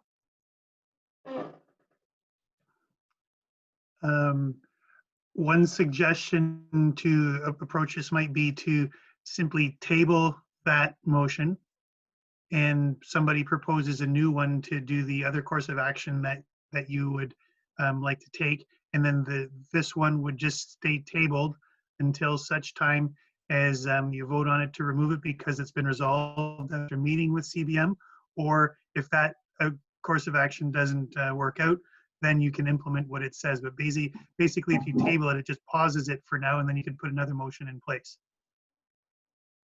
Okay. Councillor Ballmer, did you have any further comments? I'll go back to Councillor Spoulish momentarily. I think the discussion is moving in the positive direction. I don't think anybody believes that Councillor Spoulish doesn't have the best interests of the residents in mind, and I think that's what he's trying to achieve here, and I don't disagree with what we're trying to achieve. It's just that, I think he's identified as well that he agreed to the fact that the operator should be included. That's the process when we give the zoning and there's concerns.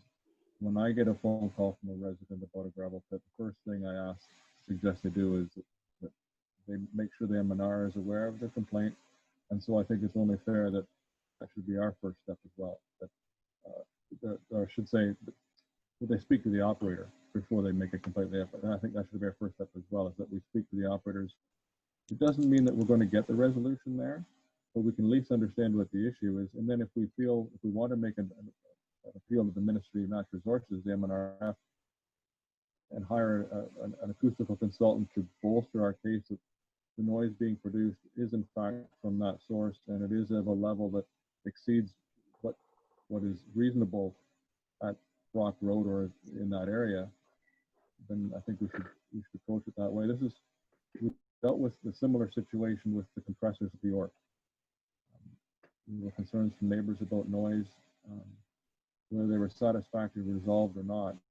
It came down to hiring a consultant to determine what the noise levels were and what was considered to be acceptable noise levels for those sensitive receptors on Maple Leaf Lane.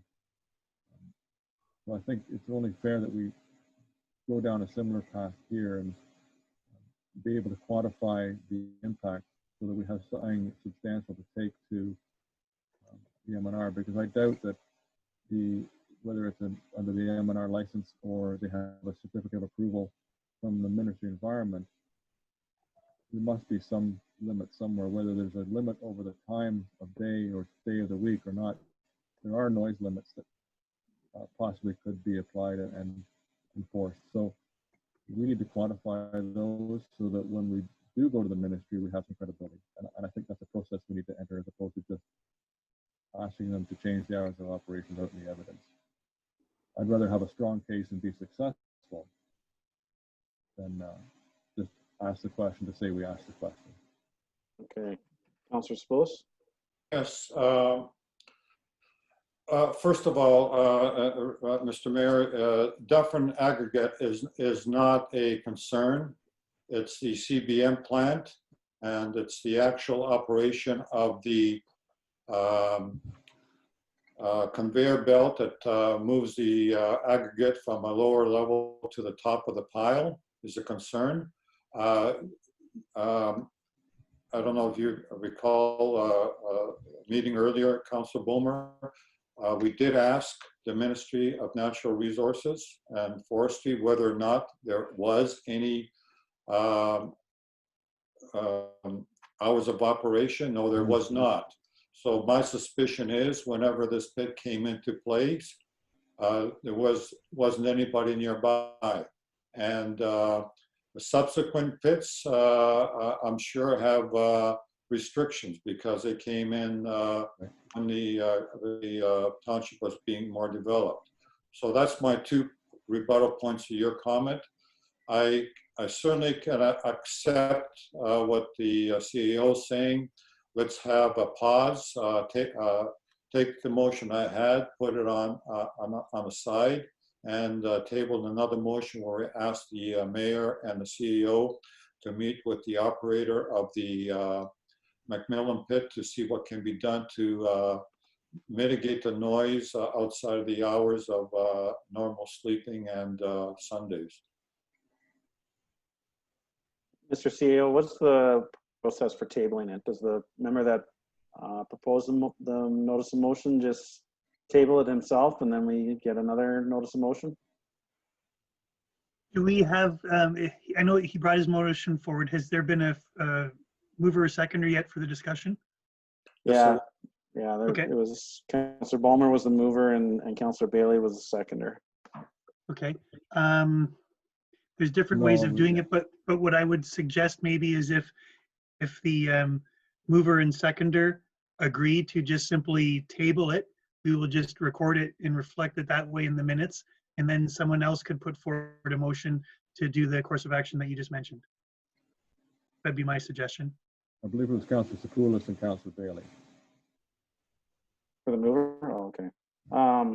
And just as my rebuttal to you, Councillor Spillis, I understand that it was, through your own private investigation that you said it was a stacker on CBM. I was just highlighting that there was 2 operators in that area, and there could be some other investigation, or there could be some information that shows that Dufferin was operating on the 29th as well, and I believe that has to be an avenue that is explored. I was understanding that you believed it was CBM stacker that was making the clickety clack of this roller coaster.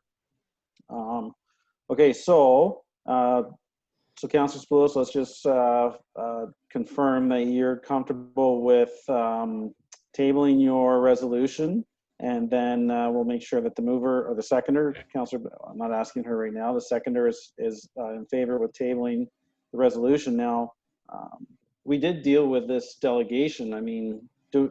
CAO, do we need a separate notice of motion? Because technically we should have to wait till next meeting to discuss notice of motion of you and I going to talk to CBM, or can that just be something that we understand that we're going to do? As long as you have the concurrence of council around the table, you can pass that resolution today for us to go and talk to them. Okay, so we'll go back to tabling your initial resolution. Councillor Spillis, are you comfortable with tabling that? I'm comfortable with tabling, provided the action is that you and the CAO will be meeting with the operator to see what can be done to mitigate the noise levels in the late evenings and Sundays. Okay, Councillor Bailey, you're comfortable with that? I am. Okay, now, Councillor Bulmer, do you have any comments on that tabling? Well, I support that suggestion. I think it's respectful of the business that is there and operating legally. I think it's only fair.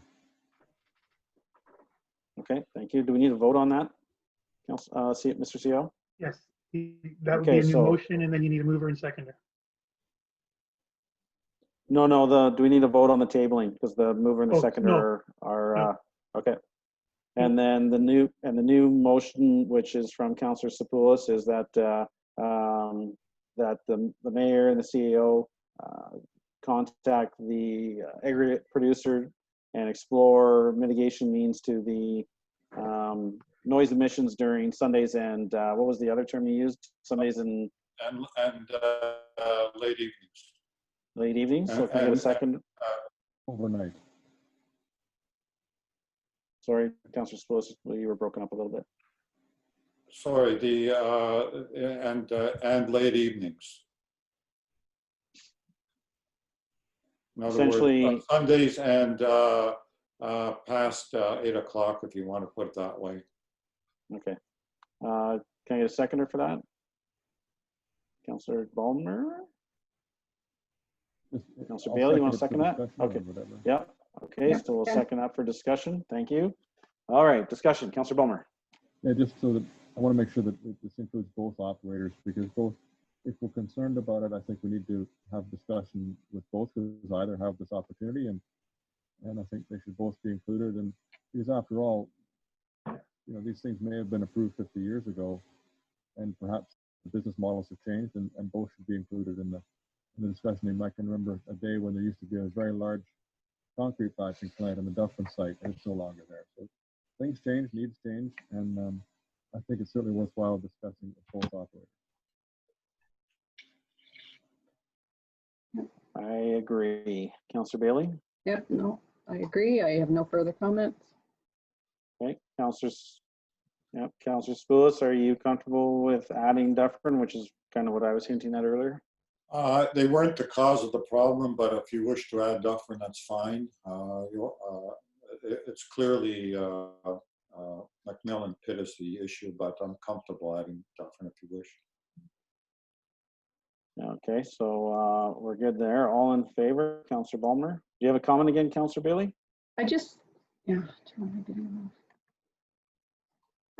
think it might be nice for us to know when all the different pits are operating. So I don't know whether this could open up a little list for us or make it public so that we all are aware of what the different hours of operation are. I'm not sure if this can tag on to Well, that. and in the delegation from CDM, they put it in bold. Some of the noise complaint times did not correspond with their site operating. So when we have that discussion with the CEO and myself, we'll ask them if they're willing to provide some of that information. You know, those are good questions to ask, and so thank you for that, Councillor Bailey. Anything further? Any other questions or comments? Okay, so all in favor of that resolution, Councillor Ballmer? In favor. Strong, Councillor Ballmer, you seem rattled. You got some more comment? No? Sorry. You okay? It's almost 5 o'clock, isn't it? Coffee. Yeah, I know. In favor. Okay, Councillor Spoulis, In favor? Councillor Bailey. Yeah, in favor. And I'd also like to say, you know, going forward, if we have further complaints, ensure that this is the process that's followed, bringing it to council. We'll discuss it. We'll choose a route for a resolution to that. don't want to get heavy-handed and going to the ministries right away, and we don't want to jeopardize relationships and things like that. So, all right, Mr. CEO, do we have everything we have for those two? I think you just had a mover and seconder. I'm not sure you called the vote yet, did you? I thought I just did it, but Yeah. Did he? I can do it again. Okay, sorry, my mistake. All right. Okay, so now we're going back up to we're going to closed, I believe. Did you want to take a break for 5 minutes or something? We will once we pass the resolution to go into closed. Everybody can Okay. have a quick washroom break and then get back at it because it takes time to clear out the participants and stuff. Sure. All right, so if Ms. White Fox would like to read that resolution to go into close, please. The Oh, council hold on. Sorry. Is Councilor Goyda back yet? How do we, she's, Yeah, I'm here. okay, way you go, Ms. White Fox, please. The council shall go into closed session under section 239 of the Municipal Act for the purpose of 13.1 confidential report ADM 2020-025 from Courtney Hoy Fox, Deputy Clerk, regarding personal matters about unidentifiable individual, including municipal or local board employees. And this is the 2020 Volunteer of the Year Award nominations. 13.2 confidential verbal report from Glenn Schwendinger, CAO Clerk, litigation or potential litigation, including matters before administrative tribunals affecting the municipality or local board. And 13.3 adoption and receipt of the minutes of the previous closed section, being June 17th, 2020 closed meeting. Perfect. Can I get a mover for that, please? Can I get a seconder? Seconder, please. Somebody raise a hand, or I'll just choose you. Councilor Goyda, are you seconding it?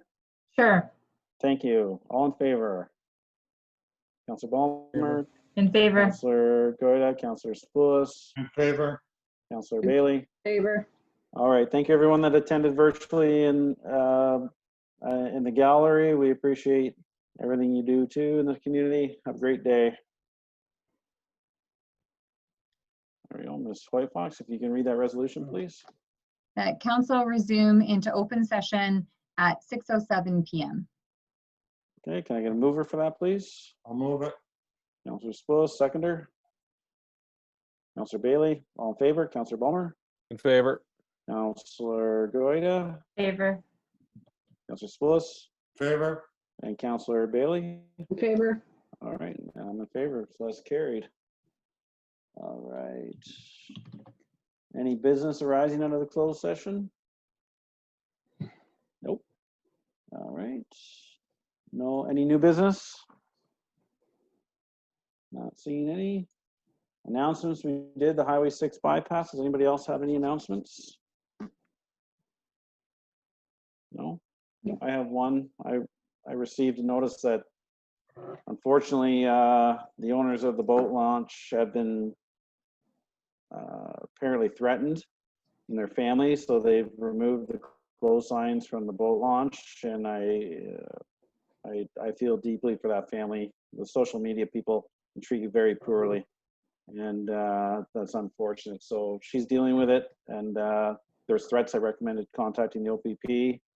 I don't believe it's individuals from our community. I think it's people outside this community that just love being weird on the internet. But unfortunately for them, they're going to have a stressful night tonight. It was not their intention. They're just trying to protect their property. So I feel for the McClintocks right now. All right. And informatory bylaw, Ms. White Fox. That the following bylaw be taken as read 3 times and finally passed in open council. Bylaw 2020-035 being a bylaw to confirm the proceedings of council for the corporation of the Township of Plissant at its meeting held on the 15th day of July 2020. Okay, can I get a mover for that, please? Councilor Goyda, seconder. Councilor Spoulos, all in favor. Councilor Ballmer, In favor. Councilor Goyda, In favor. Councilor Spoulos, In favor? Councilor Bailey. In favor. I'm in favor. That's carried. And adjournment, Ms. White Fox.